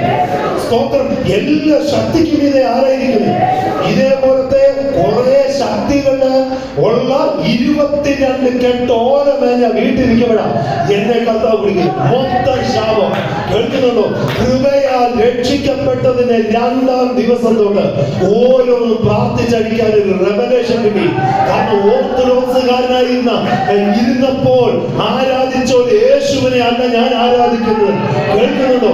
ഞാൻ ആരാധിക്കുന്ന യേശു 7 നിലവിളക്കുകളുടെ നടുവിൽ തേജോമയനായി, സ്തോത്രം സ്തോത്രം, മാനത്ത് പൊൻകച്ച കെട്ടിയ ഒരു രാജാവാണ് എന്റെ യേശു. ഹല്ലേലൂയ. കേൾക്കുന്നുണ്ടോ? കേൾക്കുന്നുണ്ടോ? സ്തോത്രം. ഒന്നും പ്രവർത്തിക്കാൻ ശക്തനല്ലാത്ത ഒരു യേശുവല്ല എന്റെ യേശു. ഇന്ന് രാവിലെ ഈ കുളിപ്പിക്കുന്ന യേശുവിനെ ഉയർത്തുമ്പോൾ ദൈവപുത്രനെ ഉയർത്തുന്നവരെ ദൈവം ഉയർത്തിക്കൊണ്ടേയിരിക്കും. എല്ലാ നാമത്തിലും, എല്ലാ വാഴ്ചയ്ക്കും, എല്ലാ അധികാരത്തിലും, എല്ലാ ശക്തിക്കും ദൈവം അവനെ അത്യന്തം മീതെ ഇരുത്തി വലത്ത് ഭാഗത്ത് ഇരുത്തിയിരിക്കുന്നു. അപ്പൊ ചോദ്യം, ദൈവത്തെ ഒരു വചനം കിട്ടിയാൽ തിരിച്ചു ചോദ്യം ദൈവത്തോട് ചോദിക്കാൻ നമ്മൾ പഠിക്കണം. അവൻ ചോദ്യം, യേശുവിനെ വലത്തു ഭാഗത്ത് ഇരുത്തിയിരിക്കുന്ന ആർക്ക് വേണ്ടിയാ? ദൈവത്തിന് വേണ്ടിയാണോ? ഒന്ന് പറഞ്ഞേ, ആർക്ക് വേണ്ടിയാ? നമുക്ക് വേണ്ടിയൊന്നുമല്ല. അതാ പറയേണ്ടത്. അവിടെ വിടുതൽ കിട്ടത്തുള്ളൂ. യേശു വലത്തു ഭാഗത്തിരിക്കുന്നത് എനിക്ക് വേണ്ടിയാണ്. കേൾക്കുന്നുണ്ടോ? യേശു കർത്താവ് ജനിക്കുന്നതിന് വർഷങ്ങൾക്ക് മുമ്പ് ദാവീദ് പ്രവചിച്ച ഒരു വചനമാണ്. എന്റെ കർത്താവിനോട് പറഞ്ഞു, നീ എന്റെ വലത്തു ഭാഗത്തിരിക്കണം. എന്തിനാ? കൈയടിക്കുന്ന ഒരു സഭയെ ഉണ്ടാക്കാനല്ല. പിന്നെ എന്തിനാ വന്നത്? നിന്റെ ശത്രുക്കളെ നിന്റെ പാദപീഠത്തിൽ നീ ആക്കുന്നവരെ നിന്നെ ഞാൻ അവിടെ ഇരുത്തുകയാണ്. അപ്പൊ യേശുവിന്റെ ശത്രുവാര നമ്മൾ പറയുന്ന പോരും പോരാട്ടങ്ങളും നുഖങ്ങളും ബന്ധനങ്ങളുമാ യേശുവിന്റെ ശത്രുവെന്ന് തിരിച്ചറിഞ്ഞ് ആ അധികാരത്തോടെ പ്രാർത്ഥിക്കുമ്പോൾ കർത്താവ് അതിനെ അമർച്ച ചെയ്യും. രക്തത്താൽ ജയമെടുത്തു. അപ്പൊ നോക്ക്, യേശു സകലത്തിന് മീതെ. ഇത്രയും കേട്ടെ. എന്നിട്ട് അതിന്റെ 22-ാമത്തെ വാക്യം പൊതുവായി വായിച്ചുകൂടാ. സർവവും അവന്റെ കാൽ കീഴിലാക്കി വെച്ച് അവനെ സർവത്തിനു മീതെ എന്താക്കി? തലയാക്കി. അപ്പൊ ചോദ്യം, ഹലോ, സ്തോത്രം. എല്ലാത്തിനും മുകളിൽ യേശു ഉണ്ട്. കേൾക്കുന്നുണ്ടോ? ഇനി അടുത്തത്, എല്ലാത്തിനും തലയാരാണ്? ഉറക്കപ്പറ, യേശു ക്രിസ്തു എന്ന് ഉറക്കപ്പറ. സ്തോത്രം. എല്ലാത്തിനും തലയാരാ? യേശുവാണ്. എല്ലാത്തിനും മീതെ ഇരുത്തിയിരിക്കുന്നത് ആരെയാണ്? യേശുവിനെ. തിരിച്ചെല്ലാം ചൊല്ലി, ഇത് ആർക്ക് വേണ്ടിയാണ്? ഒന്നുറക്കപ്പറ. അങ്ങനെയാണെങ്കിൽ ആ ഞരമ്പ് നിവരുവോ? ആ അസ്ഥിയുടെ തേയ്മാനത്തിനകത്തിലേക്ക് ഒരു ശക്തി കയറ്റിവിടാൻ, ഒരു പിണ്ടത്തിനകത്തിന് ഒരു അസ്ഥിയെ ഉണ്ടാക്കിയവന് ഇനി അതിനെ ഒന്ന് തൊടാൻ പറ്റുമോ? പറ്റും. അതിനാണ് പരിശുദ്ധാത്മാവ് നമ്മുടെ അകത്ത് വരണമെന്ന് പറഞ്ഞത്.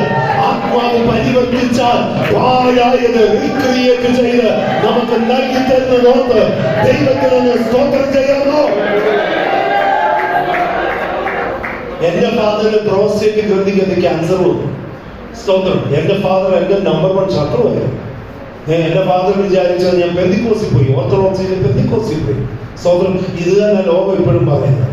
പക്ഷെ ഇതിനെയൊന്നും മാറ്റാൻ നമുക്ക് കഴിയുന്നില്ല. അതാ പ്രോബ്ലം. കേൾക്കുന്നുണ്ടോ? സ്തോത്രം. കുറെ നാൾ കിട്ടാതിരുന്നു. പക്ഷെ ഓരോ വീട്ടുകാരും ഓരോ സഹോദരങ്ങളും വീട്ടിൽ ചെന്ന് സാക്ഷ്യം പറയാൻ തുടങ്ങി. അച്ചായ, ഞങ്ങൾ കത്തോലിക്ക ബാക്ക്ഗ്രൗണ്ടിലായിരുന്നു. യേശുവിനെ അറിയാൻ നിങ്ങളുടെ മകനെ ഉപയോഗിച്ചു. അതുകൊണ്ട് ഞങ്ങളുടെ വീട്ടിലെ ആത്മഹത്യ മാറിപ്പോയി. ഞങ്ങൾ അനുഗ്രഹിക്കപ്പെട്ടു. ഇങ്ങനെ ഓരോന്നും കേട്ടപ്പോൾ പുള്ളിക്ക് മനസ്സിലായി ഇത് വെറും പള്ളി മാറ്റമൊന്നുമല്ല. സ്തോത്രം. കേൾക്കുന്നുണ്ടോ? തെളിയിക്കണം.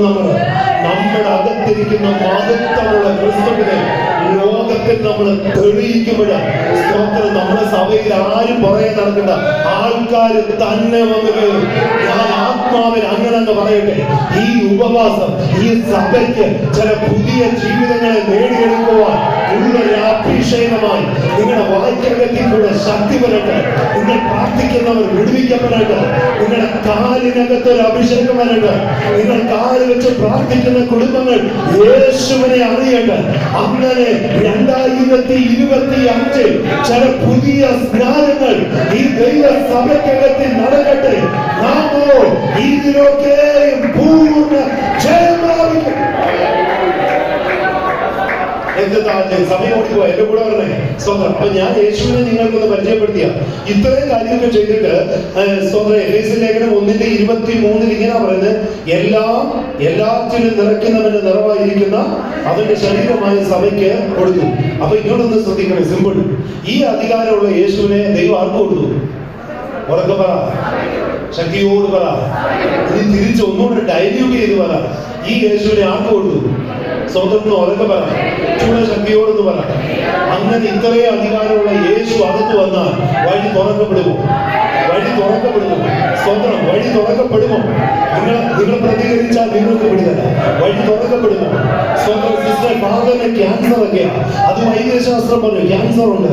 പക്ഷെ ഇന്നത്തെ ഈ വചന ശുശ്രൂഷ കൊണ്ട് നിങ്ങളൊരു നിയോഗത്തിൽ സ്വന്തം ഏറ്റെടുക്കുക. ഞാൻ അത് എങ്ങനെ ചെയ്യണമെന്നൊക്കെ പറഞ്ഞു തരാം. നിങ്ങളുടെ ഫാദറിനെ പ്രാർത്ഥിച്ച് സൗഖ്യമാക്കി ഇതിനകത്ത് കൊണ്ടുവന്ന് നിങ്ങളുടെ ഫാദർ ഇതിനകത്ത് എഴുന്നേറ്റ് എന്ന് പറയണം, യേശു എനിക്ക് പൂർണ്ണ സൗഖ്യം നൽകിത്തരുമെന്ന്. എന്റെ അപ്പന്റെ പ്രോസ്റ്റേറ്റ് ഗ്രന്ഥി ക്യാൻസറിനെ മാറ്റിയ യേശു ഇന്ന് പകൽക്കാലം ഞാൻ അങ്ങനെ ഒരു കൈമാറ്റം ആ കുടുംബത്തിന് വേണ്ടി പ്രാർത്ഥിക്കുന്നു. സഭയുടെ ശക്തിയോടെ പ്രാർത്ഥിച്ചാണ് എന്റെ പിതാവിന്റെ പ്രോസ്റ്റേറ്റ് ഗ്രന്ഥിക്കൊണ്ട അതേ യേശു ക്രിസ്തുവിനാമത്തിൽ ഞങ്ങൾ സഹോദരങ്ങളെ പ്രാർത്ഥിക്കുമ്പോൾ ആ ഗ്രന്ഥിനകത്തിലേക്ക് പരിശുദ്ധിയാത്മാവ് ഒരു നിമിഷം പോലെ ഇറങ്ങി ചെന്നിട്ട് ആ ഗ്രന്ഥിനകത്തിലുള്ള ക്യാൻസർ കഴിച്ചു മാറിയോട് ഉറപ്പ് ഭാഗത്തിരിക്കുന്ന യേശു ഞങ്ങളെ കർത്താവാണെന്ന് സ്നാനത്തോട്ടിലേക്ക് ഇറങ്ങി നിന്ന് പറയുന്നത് അത്ഭുതകരമായ ഒരു ലോക ശക്തി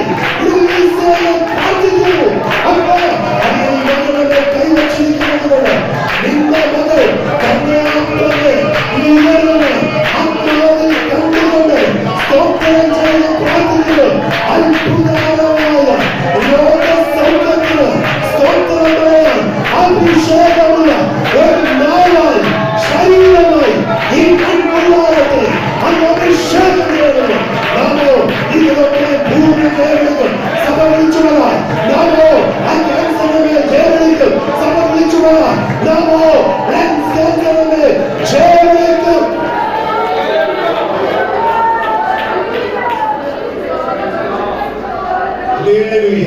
അപ്പൊ പ്രിയരെ, ഈ യേശുവിനെ ദൈവം ആർക്ക് കൊടുത്തു? ഒന്ന് പറ. സഭയ്ക്ക് കൊടുത്തു. ആരാ സഭ? ഞാനാ സഭ. അപ്പൊ ഈ യേശു നിങ്ങളുടെ കൂടെ ഉണ്ടോ? ഉറപ്പ് വരുത്തണം. ചർച്ച വരുമ്പം പറ്റത്തില്ല. ചർച്ച വരുന്ന എല്ലാവരുടെയും കൂട്ടത്തിൽ യേശു ഉണ്ട്. പക്ഷെ ചർച്ച വിട്ടു കഴിഞ്ഞ് ഇന്ന് 12:45 ആശീർവാദം പറഞ്ഞു പോകുമ്പോൾ പോയി നന്നായി പ്രാർത്ഥിച്ചിട്ട് വൈകിട്ട് വാ. ചടങ്ങിന് 6:30 വരാതെ ഒരു 6 മണിക്ക് വന്ന് ഇതിനകത്തിൽ ഇരുന്ന് സ്തോത്രം എന്തായാലും ഉപവാസമല്ലേ, ഒന്ന് പ്രാർത്ഥിച്ചു നോക്ക്. ബാക്കിയൊക്കെ കർത്താവ് ചെയ്യും. നിങ്ങളെല്ലാം പ്രാർത്ഥിച്ചോണ്ട് വാ. നിങ്ങളുടെ ഡെസ്റ്റിനിയെ തിരിക്കാൻ ഒരഭിഷേകം എന്റെ മേലുണ്ട്. കേൾക്കുന്നുണ്ടോ? ദൈവം എനിക്ക് അങ്ങനെ ഒരു ഗിഫ്റ്റ് തന്നിട്ടുണ്ട്. പക്ഷെ അത് പ്രാർത്ഥിച്ചിട്ടേ വരാവൂ. നിങ്ങൾ എവിടെല്ലാം സ്ട്രഗിൾ ചെയ്യുന്നു അതിനെ യേശുവപ്പ അഴിച്ചാൽ നിങ്ങൾക്കൊരു സ്വാതന്ത്ര്യം തരും. കേൾക്കുന്നുണ്ടോ? ആമേൻ പറഞ്ഞ് പ്രാർത്ഥിച്ചുകൊണ്ടിരുന്നാണ്. അത് നമുക്ക് വചനത്തിലേക്ക് ഒരു വേഗം മടങ്ങി വരാം. നാമോ ഇതിലൊക്കെയും പൂർണ്ണ ജയം പ്രാപിക്കും. എടുക്കാം റോമാലേഖനം 8-ാം അധ്യായം. എന്തിനാണ് ജയമെടുക്കുന്നത്, എന്താ വിഷയമെന്ന് ഒന്നോടി. ഇനി നമ്മൾ വേഗത്തിൽ പോകും. എനിക്ക് 3 ഏരിയ ഒന്ന് തൊടുവാൻ സ്തോത്രം ഞാൻ ആഗ്രഹിക്കുന്നു. റോമാലേഖനം 8-ാം അധ്യായം 33-ാമത്തെ തിരുവചനം വായിക്കാം. മതി മതി മതി. ഇതാണ് വിഷയം. വ്യക്തം ചെയ്യും. നാമോ നമ്മെ സ്നേഹിച്ചവൻ മുഖാന്തരം ഇതിലൊക്കെ. അപ്പൊ ഇതിലൊക്കെ എന്നുള്ളതിൽ ഒന്നാമത്തെ വിഷയം ഒന്ന് തൊടാൻ പോകാം.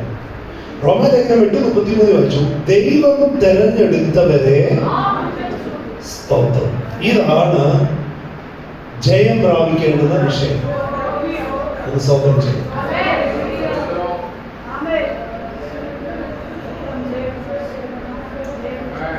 നമ്മെ തെരഞ്ഞെടുത്തത് ആരാ? ഒന്ന് ഉറക്കെ പറ. ഒന്ന് ശക്തിയോട് പറ. ഒരു സാധ്യതയില്ലാതിരുന്ന ഒരു കത്തോലിക്ക ധ്യാനത്തിലേക്ക് കൊണ്ടുപോയി. ആര് തെരഞ്ഞെടുത്തു? ദൈവം തെരഞ്ഞെടുത്തു. എന്റെ വീട്ടിൽ എനിക്ക് വേണ്ടി പ്രാർത്ഥിക്കാൻ പോലും ആരുമില്ല. ആ സമയത്ത് ദൈവം എന്നെ തെരഞ്ഞെടുത്തു. ഇനി നിങ്ങളെല്ലാം ഒരു നിമിഷം എന്നോ നമ്മൾ പെന്തിക്കോസ്തിൽ വന്നതുകൊണ്ടോ വിശ്വാസത്തിൽ ഏറ്റു വന്നതുകൊണ്ടോ ഒന്നുമല്ല ദൈവം നമ്മളെ കണ്ടത്. കേൾക്കുന്നുണ്ടോ? ശരിക്കും വചനം പഠിച്ച ദൈവം ലോകസ്ഥാപനത്തിന് മുൻപ് നമ്മെ കണ്ടു. അതുമല്ല, നാം ദൈവത്തിൽ മറഞ്ഞിരുന്നവരാണ്. കേൾക്കുന്നുണ്ടോ? നാം ഭൂമിയിൽ ജനിച്ചപ്പെടുന്നതല്ല ദൈവം നമ്മെ കാണുന്നത്. ദൈവം അബ്രഹാമിനോട് രാത്രിയിൽ നെഞ്ചത്ത് കൈവച്ച് സത്യം ചെയ്തൊരു രാത്രിയുണ്ട്. ആ രാത്രിയിൽ ദൈവം തന്റെ കൈയെടുത്ത് തന്റെ നെഞ്ചത്ത് വെച്ചിട്ട് പറഞ്ഞു, അബ്രഹാമേ, നിന്റെ സന്തതികൾ ഇവണ്ണമാകും. ആ സത്യം ചെയ്യുമ്പോൾ ഞാൻ നിങ്ങൾ ദൈവത്തിൽ മറഞ്ഞിരുന്നു. കേൾക്കുന്നുണ്ടോ? സ്തോത്രം. കേൾക്കുന്നുണ്ടോ? അതുകൊണ്ടാണ് റോമാലേഖനം 4-ാം അധ്യായത്തിൽ പറഞ്ഞത് അവനെ വിചാരിച്ചു മാത്രമല്ല. കേൾക്കുന്നുണ്ടോ? ഇങ്ങോട്ട് എത്ര അതൊക്കെ തൊടാൻ പോയ വിഷയം തൊടുന്നില്ല. നിങ്ങളുടെ അറിവിൽ നമുക്ക് ഈ അറിവ് കൂടെ വേണം. സ്തോത്രം. കേൾക്കുന്നുണ്ടോ? റോമാലേഖനം 4-ാം അധ്യായം അവസാനത്തിൽ എഴുതി വെച്ചപ്പോൾ ദൈവം അബ്രഹാമിനെ വിചാരിച്ചപ്പോൾ എന്നെയും വിചാരിച്ചു. നമുക്ക് 75 80 വയസ്സൊക്കെ ആന്ന് പറയുമ്പോൾ നോക്ക്, ദൈവം നമ്മളെ 80 വയസ്സുകൊണ്ടല്ല വിചാരിച്ചത്. ദൈവം അബ്രഹാമിനെ വിചാരിച്ച സമയത്ത് ദൈവം എന്നെയും വിചാരിച്ചു. സ്തോത്രം. പക്ഷെ എന്റെ തടസ്സം എന്താ? അവിടെ എഴുതി വെച്ചപ്പോൾ അതിക്രമങ്ങളാണ് ഞാൻ ജയിക്കുന്നതിന് തടസ്സമായി ഭൂമി കിടക്കുന്നത്. കേൾക്കുന്നുണ്ടോ? ഇത്രയും പറഞ്ഞ നിങ്ങൾ സ്തോത്രം. ദൈവം നിങ്ങളെ വിചാരിച്ചിട്ടുണ്ട്. അബ്രഹാമിനോട് വാഗ്ദത്തം ചെയ്ത സമയത്ത് എന്ന് പറഞ്ഞാൽ അബ്രഹാം മുതൽ ദാവീദ് വരെ 2000 വർഷം. കേൾക്കുന്നുണ്ടോ? ദാവീദ് മുതൽ യേശു ക്രിസ്തു വരെ സ്തോത്രം. ഇന്ന് നമ്മളായിരിക്കുന്നിടം വരെ അടുത്ത 2000 വർഷങ്ങളുടെ തലമുറകൾ കിടക്കുമ്പോൾ 4000 വർഷങ്ങൾക്ക് മുമ്പ് ദൈവം വിചാരിച്ചത്. ഇന്ന് എനിക്ക് 49 വയസ്സേ ആയിട്ടുള്ളൂ. പക്ഷെ ദൈവം വിചാരിച്ചത് എത്രയോ നാളുകൾക്ക്. ആ വിചാരത്തിന്റെ വെളിപ്പാടിലാണ് ഞാൻ ഈ ഭൂമി ജീവിക്കുന്നത്. അതുകൊണ്ടാണ് പൗലോസ് അപ്പോസ്തലൻ ഇവിടെ റോമൻ സഭയോട് ഒന്നാമത്തെ വിഷയം എടുക്കുക. ദൈവം തെരഞ്ഞെടുത്തവരെ ആർ കുറ്റം ചുമന്നു. ഇനി വെളിപ്പാട് പുസ്തകം 12:10 വേഗം ഉണ്ടെങ്കിൽ വെളിപ്പാട് പുസ്തകം 12:10.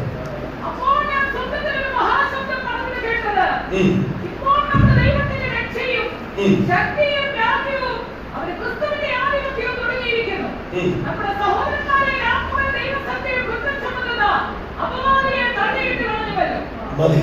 ഹലോ, രക്ഷിക്കപ്പെട്ടു കഴിഞ്ഞാൽ പിശാചിന് നമ്മുടെ മേൽ അവകാശമുണ്ടോ? നമ്മൾ വായുകൊണ്ടില്ലെന്ന് പറഞ്ഞാലും ഇന്നത്തെ മൊത്തം 95% വിശ്വാസികളും പിശാചിനില്ല. ഈ 6.5 വർഷം കൊണ്ട് ഉപവാസ പ്രാർത്ഥനയിൽ നിയോഗമുള്ള ഭവനങ്ങളിൽ പോയിരിക്കുമ്പോൾ മൊത്തം കുറ്റാരോപണത്തിന്റെ കീഴിൽ രക്ഷപ്പെടാൻ കഴിയാത്ത വ്യക്തികളാണ് ദൈവമക്കളായി ഞാൻ കണ്ടിട്ടുള്ളത്. അപ്പൊ എന്നെ ഒന്ന് ശ്രദ്ധിക്കണേ. പൗലോസ് അപ്പോസ്തലൻ പറയാ, ദൈവം തെരഞ്ഞെടുത്തവനെ ഒന്ന് ഉറക്കെ പറഞ്ഞേ വേഗത്തിൽ. അപ്പൊ ദൈവമക്കളെ, നമ്മളെ ദൈവം തെരഞ്ഞെടുത്തതിന് ശേഷവും പിശാച് എന്ത് ചെയ്യുന്നറിയാമോ? നമ്മുടെ പഴയകാല ജീവിതവും ഏറ്റുപറയാത്തതും ശ്രദ്ധിച്ചു കേൾക്കണേ, അമ്മയുടെയും അപ്പന്മാരുടെയും കുറവുകളും പൊക്കിയെടുത്ത് നമ്മുടെ രക്തത്തിൽ കൊണ്ടുവന്ന് പിശാച് നമ്മളോട് അവകാശം പറയും. ഞാൻ വചനത്തിൽ കൂടെ പെട്ടെന്ന് തെളിയിച്ചത്. അപ്പൊ നമ്മൾ വായിച്ച വെളിപ്പാട് പുസ്തകത്തിലെ വചനം എന്താണെന്നറിയോ? നമ്മൾ വായിച്ചത് അവിടെ പറയുന്നത് നോക്കൂ, നമ്മുടെ സഹോദരന്മാരെ രാപകൽ ദൈവസന്നിധിയിൽ കുറ്റം ചുമത്തുന്ന അപവാദിയെ തള്ളി ഇട്ട് കളഞ്ഞുള്ളൂ. ഈ വചനത്തിന് മുമ്പ് ഒരു കാര്യം ഉണ്ടായിരുന്നു. സ്തോത്രം, രക്ഷയെ പറ്റി പറഞ്ഞാണ് ആ വചനം, ആ വാക്യം. സ്തോത്രം, നോക്കാം അവിടെ പറയണം, ഇപ്പോൾ നമ്മുടെ ദൈവത്തിന്റെ രക്ഷയും ശക്തിയും രാജ്യവും അവന്റെ ക്രിസ്തുവിന്റെ ആധിപത്യവും തുടങ്ങിയിരിക്കുന്നു. അപ്പൊ ശ്രദ്ധിക്കണം, അപവാദത്തെ നീക്കിക്കളയണമെങ്കിൽ ലഭിച്ച രക്ഷയ്ക്കകത്ത് ക്രിസ്തുവിന്റെ രാജ്യത്തിൽ നമ്മൾ ജീവിക്കണം. ഓക്കെ, ഒന്ന് ശ്രദ്ധിച്ചോണേ, നിങ്ങൾ അതിന്റെ കൂടെ വരണേ. ദൈവം തെരഞ്ഞെടുത്തവനെ സാത്താൻ കുറ്റം ചുമത്തും. നമ്പർ 1, യൂദയുടെ ലേഖനം നിങ്ങൾ പോയി വായിച്ചാൽ അറിയാം. അതിന്റെ 9-ാമത്തെ വാക്യത്തിൽ ദൈവം തെരഞ്ഞെടുത്ത മോശയെ പിശാച് തർക്കിച്ച് വാദിച്ച് അവന് മുമ്പിരിക്കുന്നത് നമുക്ക് കാണാം. നിങ്ങൾ അവിടെ കണ്ടിട്ടുണ്ടോ? യൂദയുടെ ലേഖനം 9-ാമത്തെ വാക്യത്തിലാണ് കിടക്കുന്നത്. അവിടെ മിഖായേൽ നോക്കൂ, അവിടെ കണ്ടോ? എന്നാൽ പ്രധാന ദൂതനായ മിഖായേൽ മോശയുടെ ശരീരത്തെ കുറിച്ച് പിശാചിനോട് തർക്കിച്ചു വാദിക്കുന്നു. ദൈവമക്കളെ, ഒരു ഉപവാസ പ്രാർത്ഥന, അന്യഭാഷയുടെ പ്രാർത്ഥന, വാർഫെയർ ചെയ്യുക, പിശാചിനോട് മൽപ്പിടുത്തം നടത്തി ജയമെടുക്കുന്നത് കഴിക്കുന്നുണ്ടോ? അപ്പൊ ഇവിടെ കണ്ടോ, മോശയുടെ ശരീരത്തിനെതിരെ ആരെഴുന്നേറ്റു? ഉറക്കെ പറ.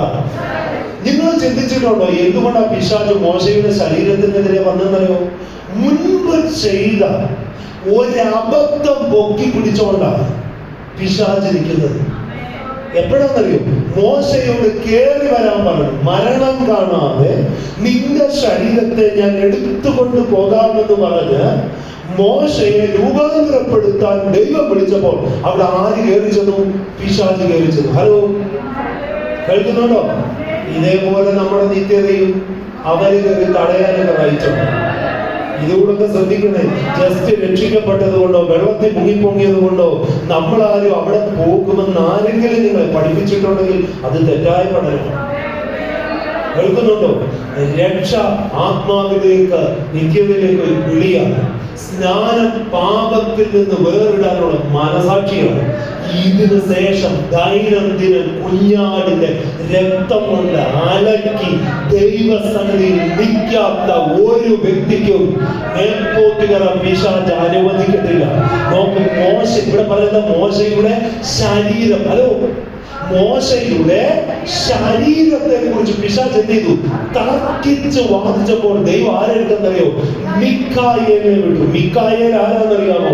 ഈ ലൂസിഫറിന്റെ മുകളിലുള്ള ദൂതനാണ്. കേൾക്കുന്നുണ്ടോ? കേൾക്കുന്നുണ്ടോ? ഇന്ന് പകൽക്കാലം സാത്താൻ എന്ന് പറഞ്ഞ് ഇവൻ ഒരുത്തനെ ഒറ്റയടിക്ക് കൊന്നതാ. ഹലോ, നോക്ക്, വേഗം വേഗം എനിക്ക് ആഴത്തിൽ കയറി പോകണം. നോക്ക്, ഈ ഉപവാസത്തിൽ ഇങ്ങനെയൊക്കെ എന്തെങ്കിലുമൊക്കെ ഉണ്ടെങ്കിൽ ഏറ്റു പറഞ്ഞോണം. കേൾക്കുന്നുണ്ടോ? സ്തോത്രം. പിശാച് എന്തോ പറഞ്ഞു, ഇവൻ ഒരുത്തനെ ഒറ്റയടിക്ക് കൊന്നതാ. അപ്പൊ ദൈവത്തോട് ചോദിക്കാം, കൊലപാതകികൾ ദൈവരാജ്യത്തിൽ കയറുമോ? വല്ലതും കേൾക്കുന്നുണ്ടോ? ഉടനെ മിഖായേൽ വന്നിട്ട് പറഞ്ഞു, യഹോവ വിശുദ്ധീകരിച്ചവനെ എതിരെ ഒരൊറ്റ വാക്ക് പറയരുതെന്ന് പറഞ്ഞ് അവനെ ശാസിച്ചു മാറ്റി നിർത്തിക്കൊണ്ടുപോയി. കേൾക്കുന്നുണ്ടോ? അടുത്തത് സക്കറിയാവിന്റെ പ്രവചനത്തിൽ നമ്മൾ പോയാൽ അവിടെ 3-ാം അധ്യായത്തിൽ കിടപ്പുണ്ട്. ആരെ പറ്റി? മഹാപുരോഹിതനായ യോശുവയെ പറ്റി. ഒരു വാക്യം ഒന്ന് വായിച്ചേ. സ്തോത്രം. അതുകൊണ്ടാണ് ഞാൻ പറഞ്ഞത്, സ്തോത്രം, ആത്മീക ജീവിതത്തെ സൂക്ഷിച്ചില്ലെങ്കിൽ പിശാച് അവകാശം പറഞ്ഞ് രോഗിയാക്കി ബന്ധിച്ച് കെട്ടി ഡൈവേഴ്സ് ഇട്ട് കൊച്ചുങ്ങളെ തരാതിരിക്കാൻ പിശാചിന് പറ്റിയത് അറിഞ്ഞോണം. സക്കറിയാവിന്റെ പ്രവചന പുസ്തകം ഒന്ന് ഓടി കയറി വായിച്ചു വിട്ടോ. സ്തോത്രം. അതിന്റെ 3-ാം അധ്യായം 4-ാം വാക്യം നോക്കി.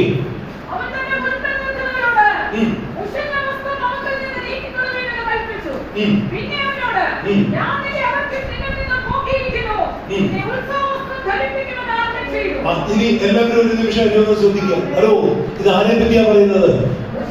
പുരോഹിത ശുശ്രൂഷയ്ക്ക് യോശുവയെ മടക്കി വിളിക്കുക. ഹലോ, കേൾക്കുന്നുണ്ടോ? സെരുബ്ബാബേൽ ആലയം പണിതതിന് ശേഷം പണിതെടുത്ത പള്ളിക്കകത്തിലേക്ക് മഹാപുരോഹിത ശുശ്രൂഷയ്ക്ക് ദൈവം യോശുവയെ അഭിഷേകം ചെയ്യുക. ഇങ്ങോട്ടൊന്ന് നോക്കണേ. അഭിഷേകം ചെയ്യാൻ സ്തോത്രം പറഞ്ഞതും സാത്താൻ കേറിച്ചു. ഇപ്പൊ വായിച്ച വചനം എന്താണെന്നറിയോ? സ്തോത്രം, ഞാൻ നിന്റെ അകത്യം നിന്നിൽ നിന്ന് പോക്കി. ഹലോ ഹലോ ഹലോ, കേൾക്കുന്നുണ്ടോ? പ്രവാസത്തിൽ പോകുന്നതിന് മുമ്പ് യോശുവയുടെ ദൈവവുമായിട്ടുള്ള ജീവിതത്തെ സാത്താൻ പോക്കും. പ്രവാസത്തിൽ ചെന്നപ്പോൾ ദൈവത്തോടുള്ള ബന്ധത്തിന്റെ കുറവുകളെ സാത്താൻ കണ്ടെത്തി. ദൈവം ഇവരെ സ്തോത്രം നമ്മുടെ ഉള്ളങ്ങളുടെ ആഴങ്ങളെ സാത്താൻ അറിയാം. അതുകൊണ്ട് ഇന്നും പകൽക്കാലം നിങ്ങളുടെ വളർച്ചയ്ക്ക് തടസ്സമായി, നിങ്ങളുടെ പുനരുദ്ധാനത്തിന് തടസ്സമായി, നിങ്ങളുടെ അടിവയറിൽ ആ ബന്ധനം കയറാതിരിക്കാൻ തടസ്സമായി, നിങ്ങളുടെ ബ്രസ്റ്റ് നഷ്ടപ്പെടാൻ തടസ്സമായി, നിങ്ങളുടെ ത്രോട്ട് നഷ്ടപ്പെടാൻ തടസ്സമായി, അപ്പന് വന്ന അതേ രോഗം പൊക്കിയെടുത്ത് സ്നാനപ്പെട്ട ശിശു ശരീരത്തിനകത്തിടാൻ വാദിക്കുമ്പോൾ എതിർക്കാൻ ഒരു അഭിഷേകവും യേശു ക്രിസ്തുവുമായിട്ടൊരു ബന്ധവും ഉണ്ടെങ്കിൽ നമുക്ക് വിളിച്ചു പറയാൻ പറ്റും. നോക്ക്, ദുഷ്ട പിശാചേ, നീ എന്റെ അപ്പന്റേത് പൊക്കി എന്റെ മേൽ കൊണ്ടിടാൻ നോക്കുമ്പോൾ എനിക്ക് നിന്നോടൊരു കാര്യം പറയാനുണ്ട്. ദൈവം തന്റെ പുത്രന്റെ രക്തം കൊണ്ട് എന്നെ നീതീകരിച്ചതാ. നിനക്ക് എന്നോടോ എന്റെ ശരീരത്തോടോ എന്റെ ആയുസ്സിനോടോ എന്റെ ആരോഗ്യത്തോടോ ഒരവകാശമില്ല എന്ന് പറയാനുള്ള അഭിഷേകം ഒരു മനസ്സാക്ഷി ഇന്ന് പകൽക്കാലം ഏറ്റെടുത്ത് ആലോചിക്കുക. നാമോ ഇതിനൊക്കെ പൂർണ്ണജയം പ്രാപിക്കണമെങ്കിൽ ഉറക്കെ പറ, ദൈവം നീതീകരിച്ചവരെ ആ കുറ്റത്തിലേക്ക് ദൈവം നീതീകരിച്ചവരെ ആ സൂക്ഷിക്കും. ഇന്ന് പകൽക്കാലം ഏറ്റെടുത്ത് ആശ്രയിച്ച ഉറക്കെ വിളിച്ചു പറ, ഞാൻ ജയം എടുക്കും. കാരണം എന്നെ വിളിച്ചത് ഒരു സഭയല്ല, എന്നെ വിളിച്ചത് മനുഷ്യരല്ല, എന്നെ വിളിച്ചത് സ്വർഗമാണ്, എന്നെ നീതീകരിച്ചത് സ്വർഗമാണ്. കുഞ്ഞാടിന്റെ രക്തത്തിൽ ഞാൻ എന്തിനാണ് ജയം എടുക്കുന്നത്? വാക്കുകൊണ്ട് പ്രാർത്ഥിച്ചു ജയം എടുക്കും.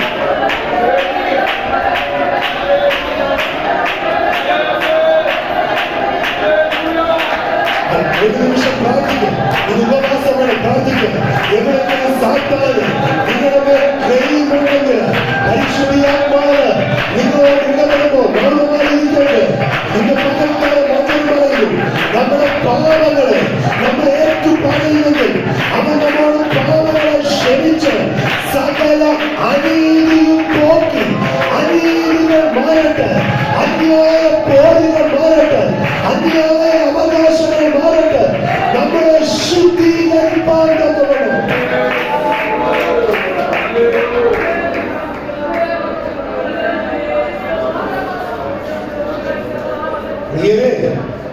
നമ്മുടെ പല രോഗങ്ങൾക്കും കാരണം ഒന്ന് നമ്മുടെ അശ്രദ്ധയാണ്, അല്ലെങ്കിൽ നമ്മൾ കഴിച്ച കർത്തൃമേശ, അതല്ലെങ്കിൽ നമ്മുടെ രക്തത്തിൽ കിടക്കുന്ന പിതൃ കുടുംബത്തിന്റെ അവകാശം. കേൾക്കുന്നുണ്ടോ? സ്തോത്രം. ഞാനൊക്കെ ഇത് നേരെയായി പ്രാർത്ഥിച്ച് പ്രാർത്ഥിച്ച് രക്തം തളിച്ച് അപ്പന് വന്ന എത്ര രോഗങ്ങൾ എന്റെ ശരീരത്തെ മാറ്റിയെടുത്തു. കേൾക്കുക, ഇവിടെ യോഹന്നാൻ തന്റെ ലേഖനം എഴുതുമ്പോൾ 1 യോഹന്നാൻ 1:9 ഒരു വാക്ക് പറഞ്ഞിട്ടുണ്ട്. നമ്മുടെ പാപങ്ങളെ ഏറ്റു പറയുന്നു എങ്കിൽ അവൻ നമ്മോട് പാപങ്ങളെ ക്ഷമിച്ച് അടുത്ത വാക്കെന്ന് പറ, സകല. മതി മതി. എന്തുകൊണ്ടാണ് സ്നാനപ്പെട്ടിട്ട് ഒരു വിടുതലില്ലാത്തത്? എന്തുകൊണ്ടാണ് സഭയിൽ വന്നിട്ട് ഒരു വിടുതലില്ലാത്തത്? ഒറ്റ കാര്യമാണ്, അനീതി നിങ്ങളുടെ മേൽ കിടപ്പുണ്ട്. കേൾക്കുന്നുണ്ടോ? നിങ്ങളുടെ നീതിയെ പിശാചിന് തടുക്കാൻ എവിടോ ആക്സസ് കിടപ്പുണ്ട്. സ്തോത്രം.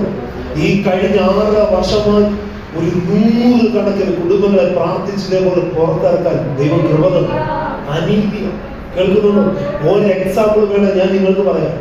ഞാൻ 10ാം ക്ലാസ്സിൽ പഠിക്കുമ്പോൾ, സ്തോത്രം, ഈ ഒരു കൊച്ചു സാക്ഷ്യം പറഞ്ഞ അടുത്ത 2 ഏരിയയിലേക്ക് ഒരു മരണ ദൂതനെ എനിക്ക് വെട്ടാനുണ്ട്. അവസാനം ഇന്നലെ രാത്രി ഞാൻ 11:45 ഇന്ന് രാവിലത്തെയും വൈകിട്ടത്തെ സെക്ഷന് വേണ്ടി പ്രാർത്ഥിച്ചുകൊണ്ടിരുന്നപ്പോൾ, സ്തോത്രം, സമയത്തിന് മുമ്പ് ഇന്ന് ഈ ആരാധനയ്ക്ക് അകത്തിരിക്കുന്ന ഒരാളെ എടുത്തു കളയാൻ പിശാച് എഴുന്നേറ്റ് നിൽക്കുന്ന ഒരു കാഴ്ച ദൈവം എന്നെ കാണിച്ചു. ഇന്നലെ രാത്രി 11:45.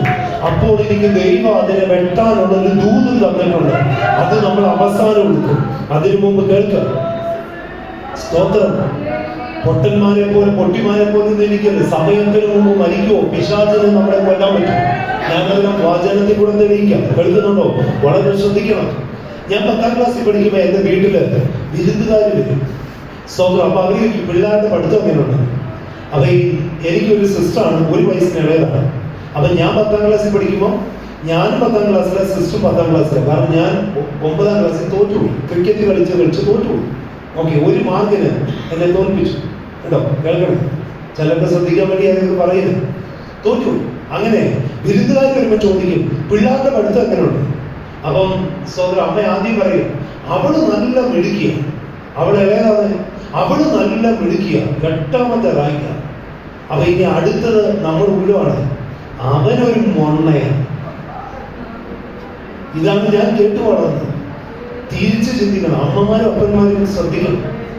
നമ്മുടെ കുഞ്ഞുങ്ങളെ തല്ലിയും വഴക്കും പറഞ്ഞൊന്നും അവരുടെ ബുദ്ധിയെ തുറക്കാൻ പറ്റത്തില്ല. ഈവൻ അവരുടെ ക്യാരക്ടറിനെ പോലും നിങ്ങൾ വഴക്ക് പറഞ്ഞാലും കൗൺസിലിംഗിൽ ഇരുത്തിയാലൊന്നും അതൊന്നും മാറത്തില്ല. ഇതിനെല്ലാം ഒരു മൂല കാരണം അവിടെ കിടക്കുന്നു. ഈ ഇടയ്ക്ക് അനേകം കുഞ്ഞുങ്ങളെ പ്രാർത്ഥിച്ച് പിടിപ്പിക്കുവാൻ ദൈവം ഒരു പ്രത്യേക കൃപ തരുന്നു. അതിൽ നിന്ന് കണ്ടെത്തിയ കാര്യം. അപ്പൊ നോക്കാം. അങ്ങനെ കൃപയാൽ 10ാം ക്ലാസ് ജയിച്ചു. പിന്നെ പ്രീഡിഗ്രിക്ക് പോയപ്പോൾ കുറച്ചുകൂടെ നല്ല മാർക്ക് കിട്ടി, ജയിച്ചു. പിന്നെ ബികോമിന് പോയപ്പോൾ കുറച്ചുകൂടെ ബെറ്ററായി, ന്യായമായി നല്ല മാർക്കൊക്കെ കിട്ടി. പക്ഷെ 24ാം വയസ്സിൽ സ്നാനപ്പെട്ടപ്പോ, സ്നാനം കഴിഞ്ഞ രാത്രിയിൽ പരിശുദ്ധാത്മാവ് ഒരു പ്രത്യേക പ്രാർത്ഥനയ്ക്ക് എന്നെ കൊണ്ടുപോയി. സ്തോത്രം. ശ്രദ്ധിച്ചു കേൾക്കണം. സ്നാനം എന്റെ ശവസംസ്കാരമായിരുന്നു എന്നാണ് ഞാൻ വചനത്തിൽ പഠിച്ചെടുത്തത്. അങ്ങനെയാണെങ്കിൽ കുഞ്ഞുമോൾക്കും എബ്രഹാമിനും ജനിച്ച മോനെ കൊണ്ടുപോയി കുഴിച്ചു. ഹലോ, കേൾക്കുന്നുണ്ടോ? ഇനി സ്നാനപ്പെട്ടു കഴിഞ്ഞാൽ ക്രിസ്തുവിൽ കൂടെ പുതിയ സൃഷ്ടിയായി പുറത്തു വരും. അപ്പം അപ്പന്റെ അമ്മയുടെ ഇതൊന്നും എന്റെ തലയിലും ബ്രെയിനും ഇരിക്കത്തില്ലല്ലോ. ഹലോ, 1 മണിക്കൂർ ഞാൻ പ്രാർത്ഥിച്ച ബ്രെയിനുകളെ മൊത്തം ക്യാൻസൽ ചെയ്തു. ശ്രദ്ധിക്കണം ദൈവം. എന്റെ ബുദ്ധി ദൈവം കൃപയാൽ തുറന്നു. എന്റെ ജീവിതം ഒത്തിരി മാറ്റിമറിച്ചു. നോക്കാം, ഞാൻ ഒറ്റ വാക്കിൽ കുഞ്ഞുങ്ങൾ പഠിക്കുന്ന കുഞ്ഞുങ്ങളോട് പറയാം. ഞാൻ ലോയ്ക്ക് പഠിച്ചിട്ടില്ല, ഞാൻ ലോയറൊന്നുമല്ല. ഞാൻ ബികോം ആണ് എന്റെ ഗ്രാജുവേഷൻ. ബികോം പ്ലസ് കമ്പ്യൂട്ടർ പ്രോഗ്രാമിലാണ്. അപ്പം എനിക്ക് ഒരൊറ്റ സിസ്റ്ററേ ഉള്ളൂ. ഈ 10ാം ക്ലാസ് ജയിച്ച് എന്നെക്കാളും മോളിൽ കയറിയ സിസ്റ്റർ. പുള്ളിക്കാരി BA, MA, B.Ed ഇംഗ്ലീഷ് ലെക്ചറാണ്. പുള്ളിക്കാരിയുടെ ഹസ്ബൻഡ്, എന്റെ ബ്രദറിലോ, വക്കീലാണ്. അപ്പൊ ഞാൻ ഈ വിവാഹമൊക്കെ കഴിഞ്ഞ് 20ാമത്തെ ദിവസം UAE വിവാഹം കഴിഞ്ഞ എന്നെ ജോലി പോയി. അപ്പൊ എന്റെ അപ്പൻ എന്നോട് പറഞ്ഞൊരു കാര്യമുണ്ട്, നീ ഇത്രയൊക്കെ പഠിച്ചിട്ട് ഈ പുസ്തകം എടുത്ത് കൈയടിച്ച് ഈ ആൾക്കാരെ വശീകരിക്കാൻ നിനക്ക് ഭയങ്കര മിടുക്കാണ്. നിന്റെ ജീവിതം ഇങ്ങനെ പാഴാക്കിയല്ലോ. നീ അവനെ നോക്കണം, അവൻ വക്കീല്. എത്ര ഒരു 20 വർഷം പോകും. അപ്പൊ അന്ന് പുള്ളി മാരുതി 800 AC-ലൊക്കെയാണ് വരുന്നത്. നമ്മളോ വിശ്വാസ ജീവിതം, മദ്യം മേടിക്കാൻ ഉള്ള സ്ട്രഗിളാണ് ജോലി പോയിട്ടിരിക്കുന്നത്. പക്ഷേ ഞാൻ എൻ്റെ അപ്പനന്റെ മുൻപിൽ പരിശുദ്ധാത്മാവ് എന്റെ മേൽ വന്നു. എന്നിട്ട് എൻ്റെ അപ്പനോട് പ്രവചിച്ചിട്ട് പറഞ്ഞു, നോക്ക്, ലോകത്തിലെ അപ്പൻ ഇടുന്നൊരു മാർഗം ഇതാണ്, പക്ഷെ എനിക്ക് വേറെ ഒരു അപ്പൻ സ്വർഗത്തിലാണ്. ആ അപ്പൻ എന്നോട് പറയാ, ഈ മരുമകനെക്കാട്ടിൽ എന്നെ ഉയർത്തി പപ്പ കണ്ട് നന്മ അനുഭവിച്ചിട്ട് മരിക്കത്തുള്ളൂ. സ്തോത്രം. അതൊരു ദൂതായി കേൾക്കുന്നു. എന്റെ പ്രിയരെ, ഞാൻ UAE കടന്നുപോയി. സ്തോത്രം. അവസാന ശുശ്രൂഷയ്ക്ക് ഫുൾ ടൈം ഇറങ്ങുന്നതിന് മുൻപ് അവിടുത്തെ ഏറ്റവും വലിയ ഒരു ഗ്രൂപ്പാണ് ഡമാസ്. പാസ്റ്റർ കണ്ടുകാണ്.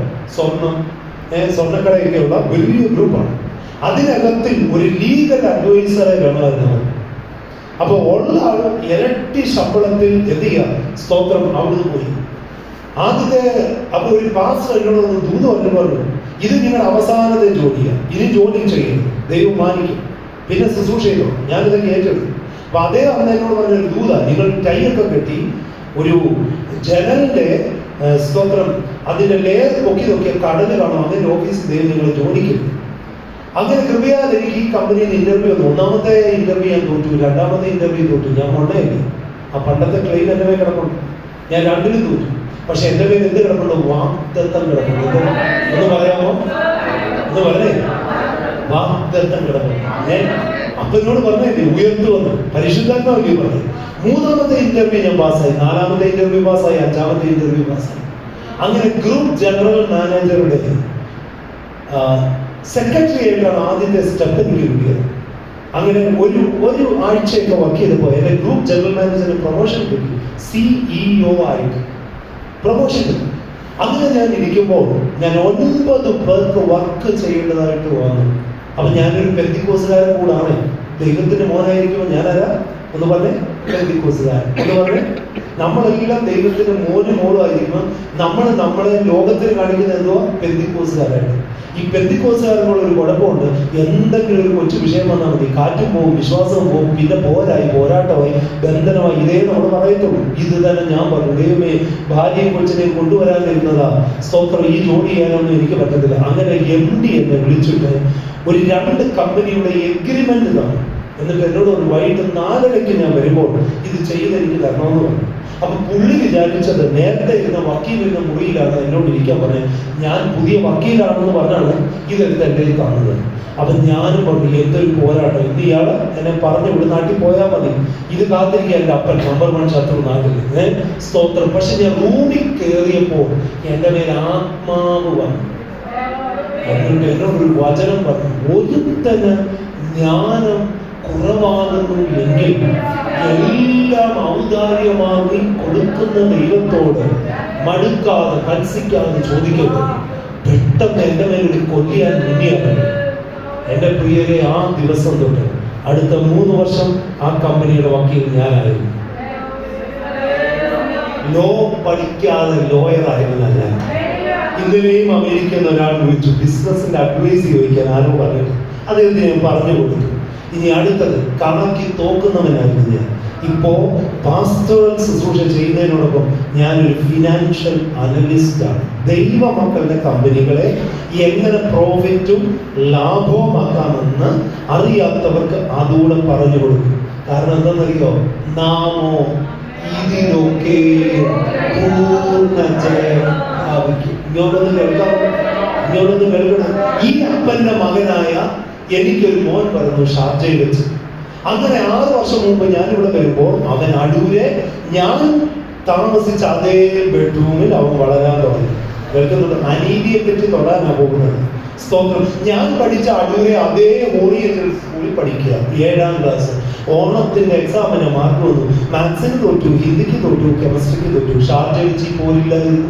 നാട്ടിൽ വന്ന് ഞാൻ താമസിച്ച അതേ ബെഡ്റൂം അതേ സ്കൂളിലേക്ക് വന്നപ്പോൾ വലിയ അപ്പന്റെ ക്ലെയിം കൊച്ചുമോനിൽ ആക്റ്റീവ് ആകാൻ തുടങ്ങി. അപ്പൊ പരിശുദ്ധാത്മാവിനോട് ഒന്നും അടിക്കരുത്, ഒന്നും പറയരുത്, ഇതൊരു പോരാണ്. അങ്ങനെ 7ാം ക്ലാസ്സിൽ അങ്ങനെ പോയി പ്രാർത്ഥിച്ചിട്ട് ഒരു മാറ്റം കണ്ടില്ല. 8, 9, 10ാം ക്ലാസ്സിലെ ഫൈനൽ എക്സാം വന്നു. 1 മാസം മുമ്പ് കെമിസ്ട്രിക്ക് മാർക്ക് നോക്കിയപ്പോൾ 7 മാർക്ക്. അപ്പൊ എനിക്ക് മനസ്സിലായി, ഇനി ഞാൻ കാര്യമായി പ്രാർത്ഥിച്ചില്ലെങ്കിൽ ഈ അനീതി ഇവന്റെ മേൽ പോകും. ദൈവമക്കളെ നോക്കൂ, വചനം പറയുന്നത് ദൈവം നീതീകരിച്ചവനെ കുറ്റം വിധിക്കുന്നവൻ ആരെന്ന് നമ്മൾ പറഞ്ഞ് പിശാചിന്റെ അടുത്ത് പോയാലേ അനീതി മാറി നമുക്ക് നീതി കിട്ടത്തുള്ളൂ. ഹലോ, അറിഞ്ഞോണ്ടിരിക്കാൻ പറ്റത്തില്ല. ഒരു നേരം കഴിക്കാതിരുന്നാൽ നീതി കിട്ടത്തില്ല. കേട്ടോ, ഒരു നേരം കഴിക്കാതിരിക്കുന്നതല്ല ഉപവാസം, രണ്ടു നേരം കഴിക്കാതിരിക്കുന്നതല്ല ഉപവാസം. ഉപവാസം എന്ന് പറയുന്നത് എല്ലാ നുകത്തെയും തകർക്കുക, അന്യായ ബന്ധനങ്ങളെ അടിക്കുക, മുഖത്തിന്റെ അമിക്കയറുകളെ അടിക്കുക. സ്തോത്രം. ഇതത്രയും ഇഷ്ടമുള്ള ഉപവാസം പകരാൻ മതി. അതൊന്നും തൊടാൻ നിങ്ങൾ സൺഡേ എവിടെയൊന്നും വിടുന്നില്ല. നോക്കൂ ദൈവമക്കളെ, അപ്പോൾ എനിക്ക് മനസ്സിലായി എല്ലാ അധികാരമുള്ള യേശു എവിടെ ഇരിപ്പുണ്ട്? പിതാവിന്റെ വലത്തു ഭാഗത്തിരിപ്പുണ്ട്. ഇങ്ങോട്ട് നോക്ക് അമ്മമാരെ, കുഞ്ഞുങ്ങളെ, ഇങ്ങോട്ട് നോക്ക്. എങ്ങനെ ഞാൻ പ്രാർത്ഥിച്ചെന്നറിയോ?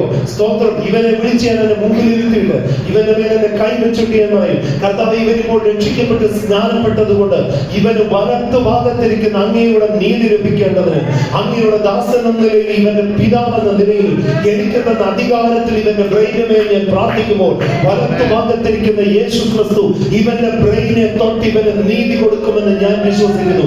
രണ്ട്, കർത്താവ് ഇവൻ എക്സാം എഴുതിയ ഇവൻ തോറ്റു പോകും. ഇവന് പകരം പരിശുദ്ധാത്മാവേ ആ ഹോളില്, ആ ബെഞ്ചില്, ആ കണ്ണില്, ആ കയ്യില് അങ്ങ് പരിവർത്തിച്ചു കൊണ്ടിരിക്കണം. ആ ക്വസ്റ്റ്യൻ പേപ്പറിനകത്തിൽ കൂടെയുള്ള എല്ലാം അങ്ങ് എഴുതി കൊടുക്കണം. കേൾക്കുന്നുണ്ടോ? അങ്ങനെ അവനെ പ്രാർത്ഥിച്ച് ഓരോ എക്സാമിന് ഞാൻ വിട്ടു. എന്തിനു വേണ്ടിയാ പ്രാർത്ഥിച്ചു വിടുന്നത്? മോൻ 10ാം ക്ലാസ്സിൽ ടോപ്പ് കയറുന്നതിനെക്കാട്ടിൽ എന്റെ ഒരു ആഗ്രഹം എനിക്ക് നീതി കാണണം, എനിക്ക് ക്രിസ്തുവിന്റെ നീതി കാണണം. ദൈവം നീതീകരിച്ചവന്റെ മേൽ സാത്താനിന് അവകാശമില്ലെന്ന് തെളിയിക്കണമായിരുന്നു. അതിന് ഞാൻ പ്രാർത്ഥിച്ചു. ഇങ്ങോട്ട് നോക്ക് അമ്മമാരെ, ഇങ്ങോട്ട് നോക്ക്. അടുത്ത പ്രാർത്ഥന എന്തായാലും ഒന്ന് പറഞ്ഞ് പഠിപ്പിച്ചു ഞാൻ ഓടിപ്പോകാം. ഇങ്ങോട്ട് നോക്ക്. സ്തോത്രം. അടുത്ത പ്രാർത്ഥന. എക്സാം കഴിഞ്ഞു. ഇനി എക്സാം കഴിഞ്ഞാൽ എന്ത് ചെയ്യും? ഈ പേപ്പർ ആര് നോക്കും? ടീച്ചേഴ്സ് നോക്കും. അടുത്ത പ്രാർത്ഥന രാവിലെ ഞാൻ വൈഫൂടെ പ്രാർത്ഥിക്കും, പിന്നെ ഞാൻ തന്നെ പ്രാർത്ഥിക്കും. കർത്താവ് ഇവന്റെ പേപ്പർ ഏത് ടീച്ചറിന്റെ കയ്യിലാണ് ഇന്ന് ഇരിക്കുന്നത്? അവർക്കൊരു സമാധാനം കൊടുത്തിരിക്കണേ. അവരുടെ വീട്ടിൽ കലഹം ഉണ്ടാകല്ലേ? അവര് ടെൻഷനോട് ഇവന്റെ പേപ്പർ എടുത്തിട്ട് നോക്കാതെ വെട്ടിക്കളയാൻ ഇടവരല്ലേ? ഒരു പോരെ അവന്റെ പേപ്പറെ തുടരുത്. അവർക്ക് നോക്കുമ്പോൾ ദൈവാത്മാവ് ക്രിസ്തുവിലുള്ള നീതി കൊണ്ട് ടിക്കിടണമേ, എങ്കിൽ മാത്രമേ നീതി കിട്ടത്തുള്ളൂ. അങ്ങനെ സ്തോത്രം. വാല്യുവേഷൻ എല്ലാം ഞാൻ പ്രാർത്ഥിച്ചു. റിസൾട്ട് വന്നപ്പോൾ ഞാൻ ഛത്തീസ്ഗഡിലായിരുന്നു. റിസൾട്ട് വന്നപ്പോൾ ഫുൾ A+. കേൾക്കുന്നുണ്ടോ? പാടുന്ന സഹോദരന്മാരെ, നോക്ക് 10ാം ക്ലാസ്സിലെ റിസൾട്ട് വരുന്നതിന് മുമ്പ് ഏവനോട് ചോദിക്കും, ഏവനെ നീ എന്തിനാ മുന്നോട്ട് വന്നത്? കൊമേഴ്സ്. കാരണം നാട്ടിലൊരു വർത്താനം ഉണ്ടല്ലോ, സ്തോത്രം, പഠിക്കാൻ കഴിവില്ലാത്തവനും സയൻസ് മാത്സ് അറിയാത്തവനും എങ്ങോട്ട് പോകും? കൊമേഴ്സിൽ പോകും. പക്ഷെ കൃപയാൽ സയൻസ് ഗ്രൂപ്പ് എടുത്ത് പഠിച്ചുകൊണ്ടിരിക്കുന്നു. ഇന്ന് പകൽക്കാലം ദൈവം നീതീകരിച്ചവന്റെ മേൽ യോശുവയെ പോലെ, മോശയെ പോലെ ഇനി നീതിയോടെ നിൽക്കുന്ന യോബിന്റെ പേര് പറഞ്ഞ് അകത്ത് കയറി ചെന്നെങ്കിൽ ഇന്ന് തൊട്ട് വാ തുറന്നു പറ, എന്നെ ദൈവമാണ് നീതീകരിച്ചത്. അതുകൊണ്ട് ഇനി എന്റെ മേലെ അവകാശമില്ല. എന്റെ അപ്പന്മാരുടെ അകത്യങ്ങൾ എന്റെ മേൽ നിൽക്കത്തില്ല. എന്റെ അമ്മമാരുടെ ബലഹീനതകൾ എന്റെ മേൽ നിൽക്കത്തില്ല. ദൈവത്തിന്റെ നീതി ക്രിസ്തു വഴി എനിക്കൊരു ജയം തരുമെന്ന് വാ തുറന്ന് ഉത്തരം പറ. വാ തുറന്ന് വേഗത്തിൽ വാ തുറന്ന് ഒരു നിമിഷം ഒന്ന് പ്രാർത്ഥിച്ച് ദൈവം നീതീകരിച്ചവനെ ഒരിക്കലും കുറ്റം ചുമത്താൻ പറ്റത്തില്ല.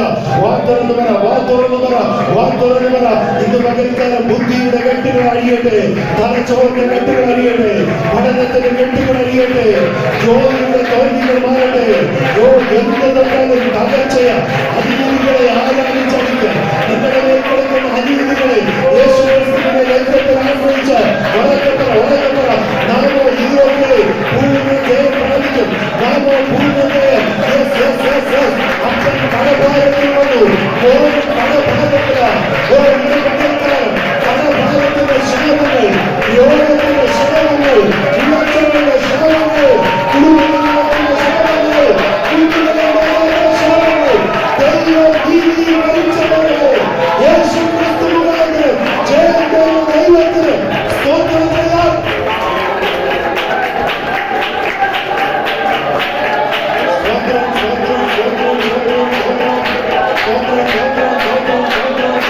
സ്തോത്രം.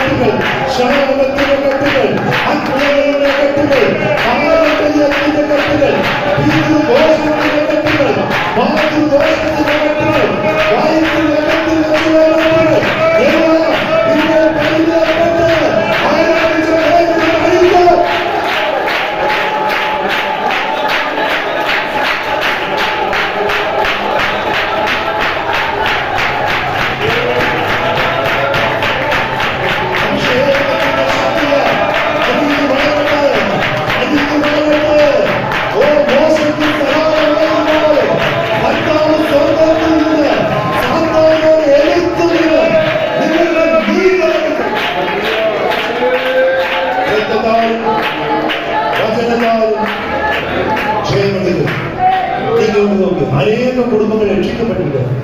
മുഖങ്ങൾ തകരാതെ കിടക്കുന്ന ചില കുടുംബങ്ങളുണ്ട്. ആ വാക്യത്തിലേക്ക് റോമാലേഖനം 8:35 നമ്മളൊന്ന് വേഗം ഒന്ന് മുമ്പോട്ട് പോകാം. മതി, ഒരു നിമിഷം. അടുത്തത് സഭ നേരിട്ട ഒരു വലിയ പ്രതിസന്ധിയാണ് ഇതിലൊക്കെ. അപ്പൊ ഒന്നാമത്തെ പ്രതിസന്ധി എന്താ? പിശാച് പറഞ്ഞുകൊണ്ടിരിക്കുന്ന അപവാദത്തെ സഭയ്ക്ക് ജയിക്കാൻ പറ്റില്ല. കേൾക്കുന്നുള്ളൂ? ഒറ്റ വാക്കിൽ എവിടെയെങ്കിലും ഒന്ന് നോട്ട് ചെയ്തിട്ടോ. ഒന്നാമത്തെ പോരാട്ടം എന്തുവാ? നീതീകരണം തരത്തില്ലെന്ന് പറഞ്ഞ് വാദിക്കുന്ന പിശാച്. രണ്ടാമത്തെ പോരാട്ടം എന്താ? സ്തോത്രം. നമ്മളിപ്പോ വായിച്ചു കേട്ടത് ദൈവ സ്നേഹത്തിൽ നിന്ന് നമ്മളെ പുറമോട്ട് കൊണ്ടുപോകും. ഒരാത്മാർത്ഥതയോടെ നെഞ്ചത്ത് ഒന്ന് കൈവച്ച് നമുക്ക് പറയാൻ പറ്റുമോ? പണ്ടത്തെ എനിക്ക് കർത്താവിനോട് സ്നേഹമുണ്ട്. ഇന്നത്തെ ദൈവസഭ സ്തോത്രം കർത്താവിന്റെ സ്നേഹത്തിൽ നിൽക്കാതിരിക്കുക, ചാകടി ചെയ്യുക. അപ്പൊ രണ്ടാമത്തെ ഇവിടുത്തെ പോരാട്ടം എന്താണെന്നറിയോ? ക്രിസ്തുവിന്റെ സ്നേഹത്തിൽ നമ്മെ വേർപിരിക്കുന്നത് എന്നിട്ട് ലിസ്റ്റ് പറയാ. കഷ്ടതയോ, സങ്കടമോ, ഉപദ്രവമോ, പട്ടിണിയോ, നഗ്നതയോ, ആപത്തോ, വാളോ. ഇത് ചുമ്മാ അങ്ങ് എഴുതി വെച്ചതല്ല. ഇങ്ങോട്ടൊന്ന് ശ്രദ്ധിക്കണേ. ഇത് ഈ സഭയെ ബലപ്പെടുത്തുന്ന ഈ ഭക്തൻ എന്ത് നേരിട്ടുണ്ട്? കഷ്ടത നേരിട്ടു. കേൾക്കുന്നുണ്ടോ? അപ്പൊ ദൈവമക്കൾക്ക് കഷ്ടതയുണ്ടോ? കഷ്ടതയുണ്ട്. അടുത്തത് എന്തുകൊണ്ട്? സങ്കടമുണ്ടോ? സങ്കടമുണ്ട്. സ്തോത്രം. അടുത്തതെന്തുവാ? ഉപദ്രവമുണ്ടോ? പിശാച് മനുഷ്യരെ ഉപയോഗിച്ച് നമ്മെ ഉപദ്രവിക്കും. രോഗത്തിന്റെ ഉപദ്രവങ്ങളൊക്കെ വരും. അടുത്തെന്തുവാ? പട്ടിണിയുണ്ടോ? എത്രയോ കുടുംബങ്ങൾ ഇന്നും നാട്ടിൽ പട്ടിണിയുള്ള ദൈവമക്കൾ കിടപ്പുണ്ട്.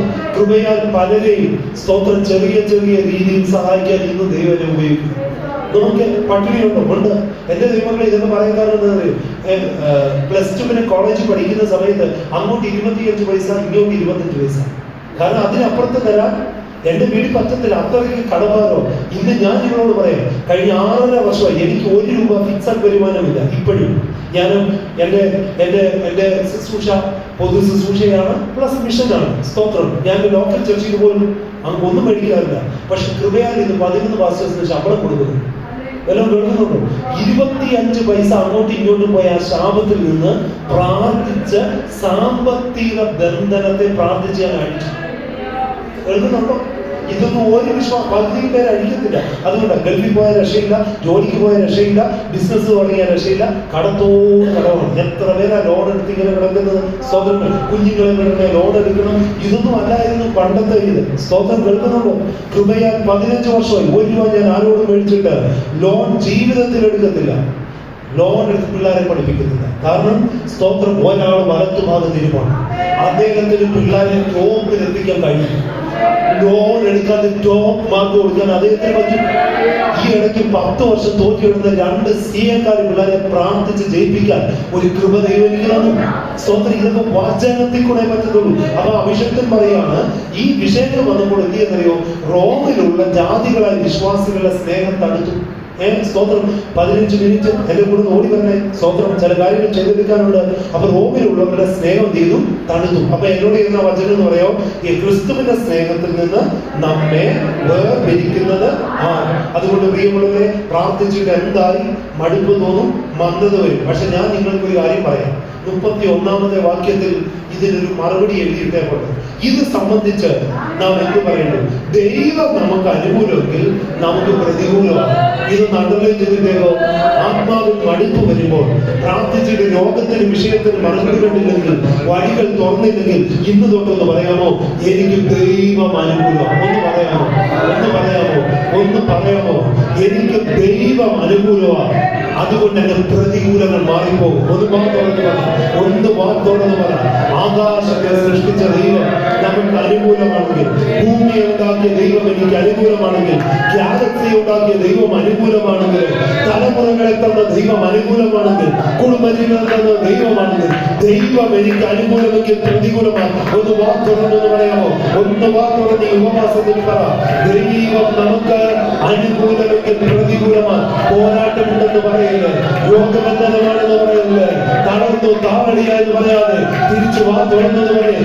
എന്റെ ദൈവം എനിക്ക് അനുകൂലമാണ്, എന്റെ ദൈവം എനിക്ക് അനുകൂലമാണ്. അതുകൊണ്ട് ഈ പ്രതികൂലങ്ങൾ മാറിപ്പോകും. ഈ പ്രതികൂലത്തെ ഞാൻ ജയിക്കും. കർത്താവ് വഴികളെ തുറക്കും. എനിക്ക് നന്മ ദൈവം നൽകിത്തരും.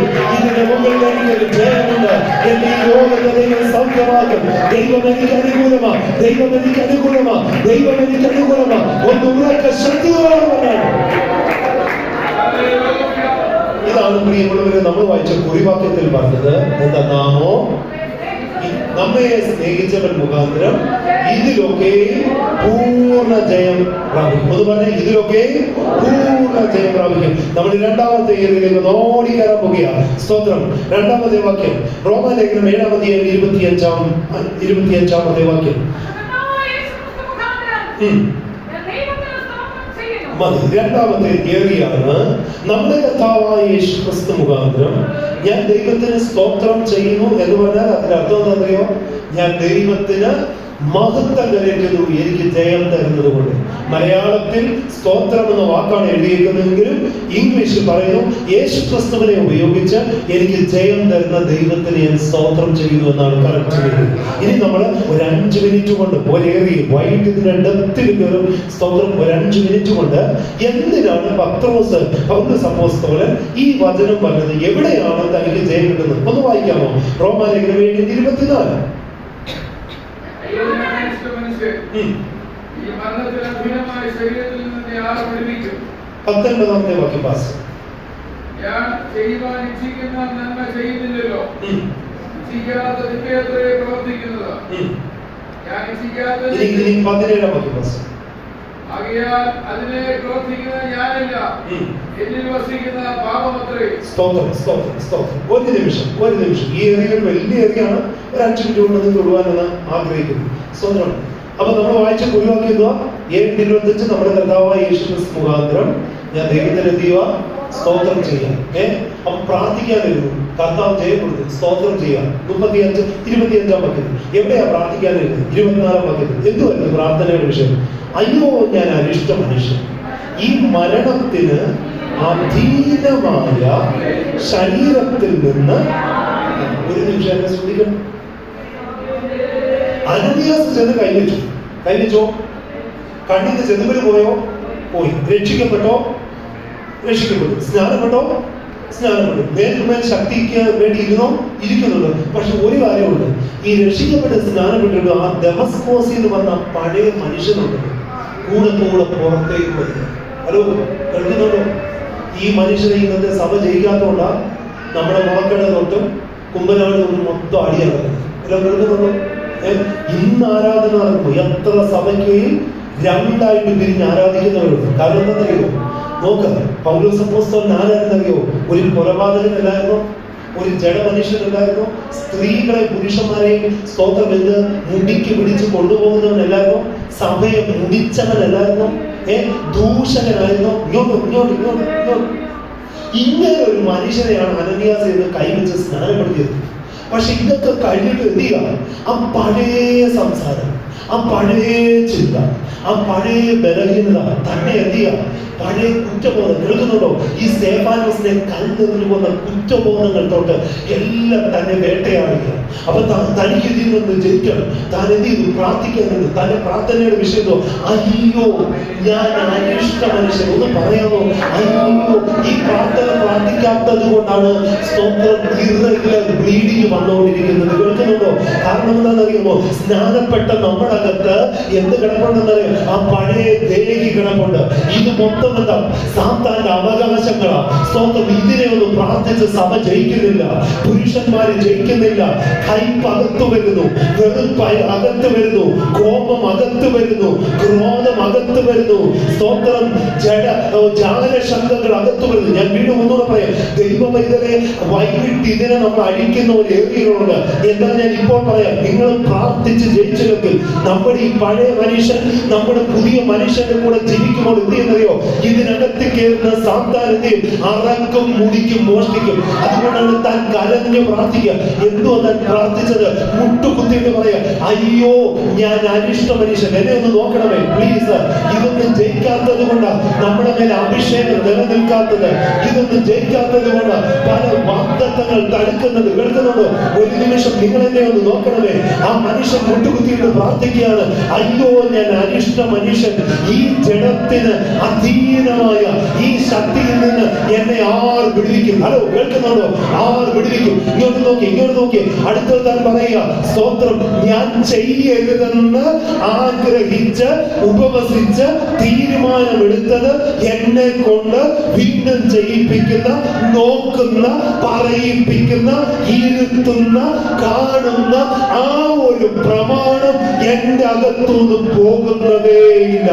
ഞാൻ ഇച്ഛിക്കുന്നതിനെ അല്ല, ഞാൻ ഇച്ഛിക്കാത്തതിനെ എന്റെ കൈ അങ്ങ് ചെയ്യുക, എന്റെ വായ അങ്ങ് ചെയ്യുക, എന്റെ ഹൃദയം അതിനകത്തിലേക്ക് അങ്ങ് വീഴുക. അയ്യോ ഞാൻ അനിഷ്ട മനുഷ്യൻ, എന്നെ ആർ വിടുവിക്കും? വീണ്ടും താൻ പറയാ, ഉള്ളം കൊണ്ട് ഞാൻ ദൈവത്തിന്റെ പ്രമാണത്തിൽ സന്തോഷിക്കുന്നു, പക്ഷെ എന്റെ കൈകാലുകളിലും എന്റെ ചിന്തകളും വേറൊരു പ്രമാണം വന്നിട്ട് എന്നെ അടിമയാക്കുന്നു. അയ്യോ എന്നെ ആര് രക്ഷിക്കും? താൻ കരയാൻ തുടങ്ങി. താൻ തന്നെ നോക്കി വിളിച്ചു, അയ്യോ ഞാൻ അനിഷ്ട മനുഷ്യനാണ്, എനിക്കൊരു ജയം വേണം. ദൈവ പൈതലേ, അതിന്റെ ഉത്തരമാണ് നമ്മൾ വായിച്ചു കേട്ടത്. നമ്മുടെ കർത്താവായ യേശു ക്രിസ്തു മുഖാന്തരം ഞാൻ ദൈവത്തിന് സ്തോത്രം ചെയ്യുന്നു. അവൻ എന്റെ കൈയെ വിടുവിച്ചു, അവൻ എന്റെ പഴയ മനുഷ്യനെ ഒതുക്കി തന്നു. ഇപ്പോൾ ഞാൻ ആത്മാവിൽ നടക്കാൻ തുടങ്ങി. ഇപ്പോൾ എന്റെ ശരീരം പരിശുദ്ധാത്മാവിന്റെ മന്ദിരമാകാൻ തുടങ്ങി. ഒരു നിമിഷം ഒന്ന് പ്രാർത്ഥിക്കാമോ? നിങ്ങളുടെ ശരീരത്തെ, നിങ്ങളുടെ കൈയെ കെട്ടിയിരിക്കുന്ന, നിങ്ങളുടെ കണ്ണിനെ കെട്ടിയിരിക്കുന്ന, നിങ്ങളുടെ തലച്ചോറിനെ കെട്ടിയിരിക്കുന്ന, നിങ്ങളുടെ അകത്തുള്ള പഴയ മനുഷ്യൻ കൂടെ കൂടെ എഴുന്നേൽക്കുന്നത്, ആ മനുഷ്യനെ രോഗിയാക്കുന്നത്, ആ മനുഷ്യനെ വാക്യത്തെ തടുക്കുന്നത്, ആ മനുഷ്യനെ നിന്റെ തലയോടെ ഇല്ലാതാക്കുന്നത്, ആ മനുഷ്യനെ നിന്റെ കൃപ ചോർത്തുന്നത്, ആ മനുഷ്യനെ നിന്റെ അന്യഭാഷ കെട്ടിക്കളയുന്നത്, ആ മനുഷ്യനെ പ്രാർത്ഥിക്കാൻ ഒരാൾക്കാൻ വരുന്നത്, ആ മനുഷ്യനെ ഈ തിരുമുതൽ വായിക്കാൻ അനുവദിക്കാത്തത്, ഈ ഉപവാസത്തിന് ഒരാൾക്കാരിക്ക് അയ്യോ അയ്യോ ഞാൻ അനിഷ്ട മനുഷ്യൻ, എനിക്കൊരു ജയമുണ്ടാവും ഒന്ന് പ്രാർത്ഥിക്കുന്നത്, ഒന്ന് പ്രാർത്ഥിക്കുക. വീട് വെക്കാനല്ല പ്രാർത്ഥിക്കേണ്ടത്, വിസ വരാനല്ല പ്രാർത്ഥിക്കേണ്ടത്, മൈഗ്രേഷൻ കൊണ്ടല്ല പ്രാർത്ഥിക്കേണ്ടത്. ഇതൊക്കെ തടഞ്ഞിട്ടിരിക്കുന്നത് ഞാൻ ആത്മാവിൽ വിളിച്ചു പറയാ, ഇവരെ തടഞ്ഞിട്ടിരിക്കുന്നത് ആ കയ്യിലെ ബന്ധനമാ. ഇവരെ തടഞ്ഞിട്ടിരിക്കുന്നത് ആ കലയിലെ കെട്ട. ഞാൻ എടുത്തു വരുന്നത് ആത്മനിയോഗത്തോടെ നിങ്ങൾക്കായി പ്രാർത്ഥിക്കുന്നു. ചില അറിയട്ടെ, ചില നേടട്ടെ, ചില ഇപ്പോൾ മാറട്ടെ. പാമ്പുകളെ, വേരുകളെ, ശത്രുവിന്റെ സകലങ്ങളെ വാഗ്ദത്തങ്ങളെ പ്രാർത്ഥിക്കുക. രാവിലെ കെട്ടറിയട്ടെ,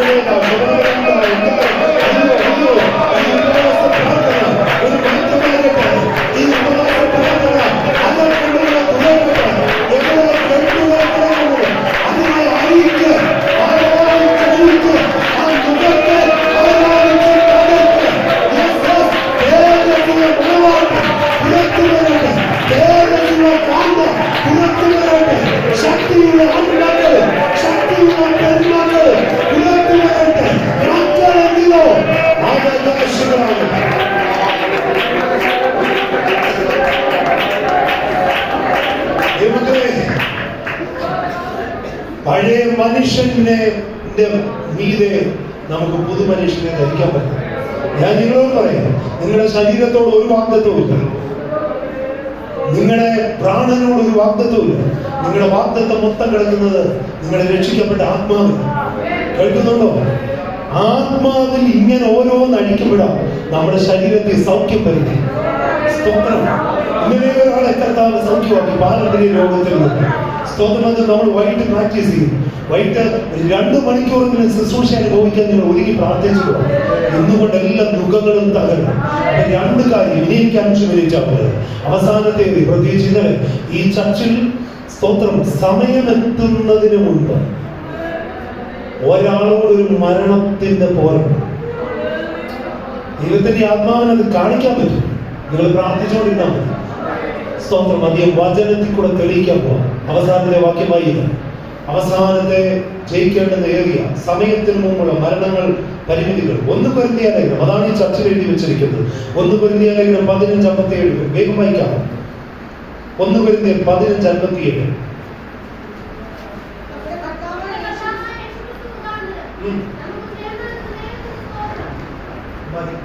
നമ്മുടെ കർത്താവായ യേശുക്രിസ്തു മുഖാന്തരം നമുക്ക് ജയം നൽകുന്ന സ്തോത്രം.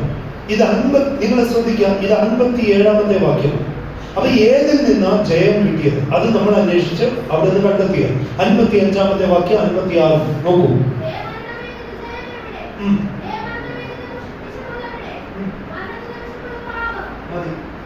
അപ്പൊ 55-ാമത്തെ വചനത്തിൽ ഇങ്ങനെ പറഞ്ഞു, ഹേ മരണമേ നിന്റെ ജയം എവിടെ? ഹേ മരണമേ നിന്റെ വിഷമുള്ള എവിടെ? അപ്പം ഇത് 2 തരത്തിലേക്ക് നമ്മൾ വിഭാഗിക്കും. അത് 2-ാം തരം നമ്മൾ ശവസംസ്കാര ശുശ്രൂഷയ്ക്ക് ഉപയോഗിക്കും. എന്നാൽ ഇവിടെ വ്യക്തിപരമായി പറഞ്ഞൊരു വെളിപ്പാട്, ഈ സഭയോടുള്ള ദൂതം ഏറ്റെടുത്ത് പ്രാർത്ഥിക്കും. കഴിഞ്ഞ ദിവസം ഒരു IPC സഭയിൽ ശുശ്രൂഷ വന്നപ്പോൾ ദൈവത്തിന്റെ ആത്മാവ് സ്തോത്രം, ഒരു വീടിന്റെ മുകളിൽ ഒരു ബ്രദറിനെ പിശാചെടുത്തെറി. സഭയ്ക്കകത്ത് നിലവിളി ഉയരാതിരിക്കാൻ പ്രാർത്ഥിക്കുക. സഭ ഏറ്റെടുത്ത് പ്രാർത്ഥിച്ചു. 3-ാം ദിവസം കൺസ്ട്രക്ഷൻ സൈറ്റിൽ പണിയിപ്പിച്ചുകൊണ്ടിരുന്ന ബ്രദർ പെട്ടെന്ന് കാലിൽ നിന്ന് താഴെ വീണു. സഭ പ്രാർത്ഥിച്ചത് കൊണ്ട് അസ്ഥി ഒടിയാതെ മരണം വരാതെ.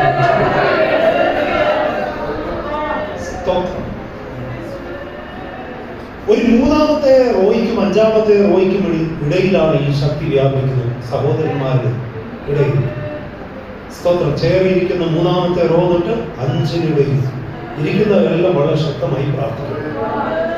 നോക്കൂ, പൗലോസ് സപ്പോസ് ഇങ്ങോട്ട് നോക്കൂ. നമ്മളത് പ്രാർത്ഥിച്ചഴിച്ചു.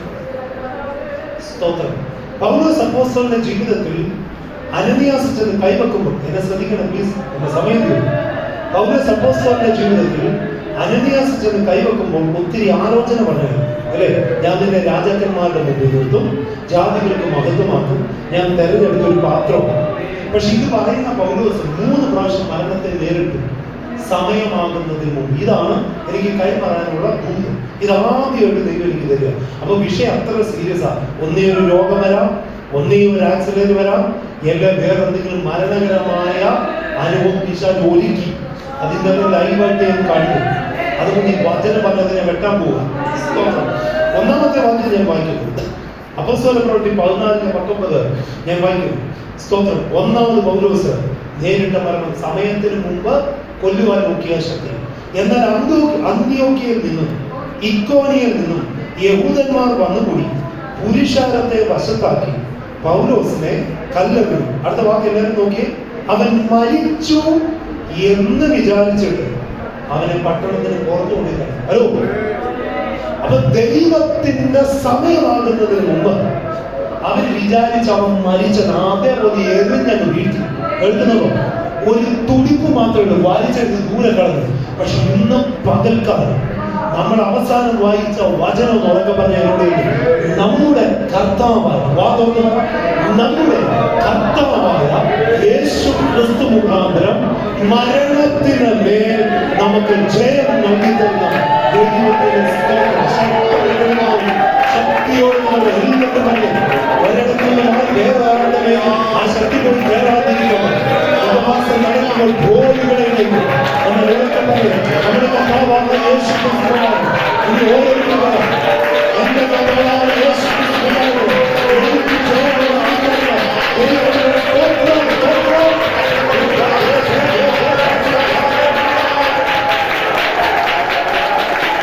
ജയം.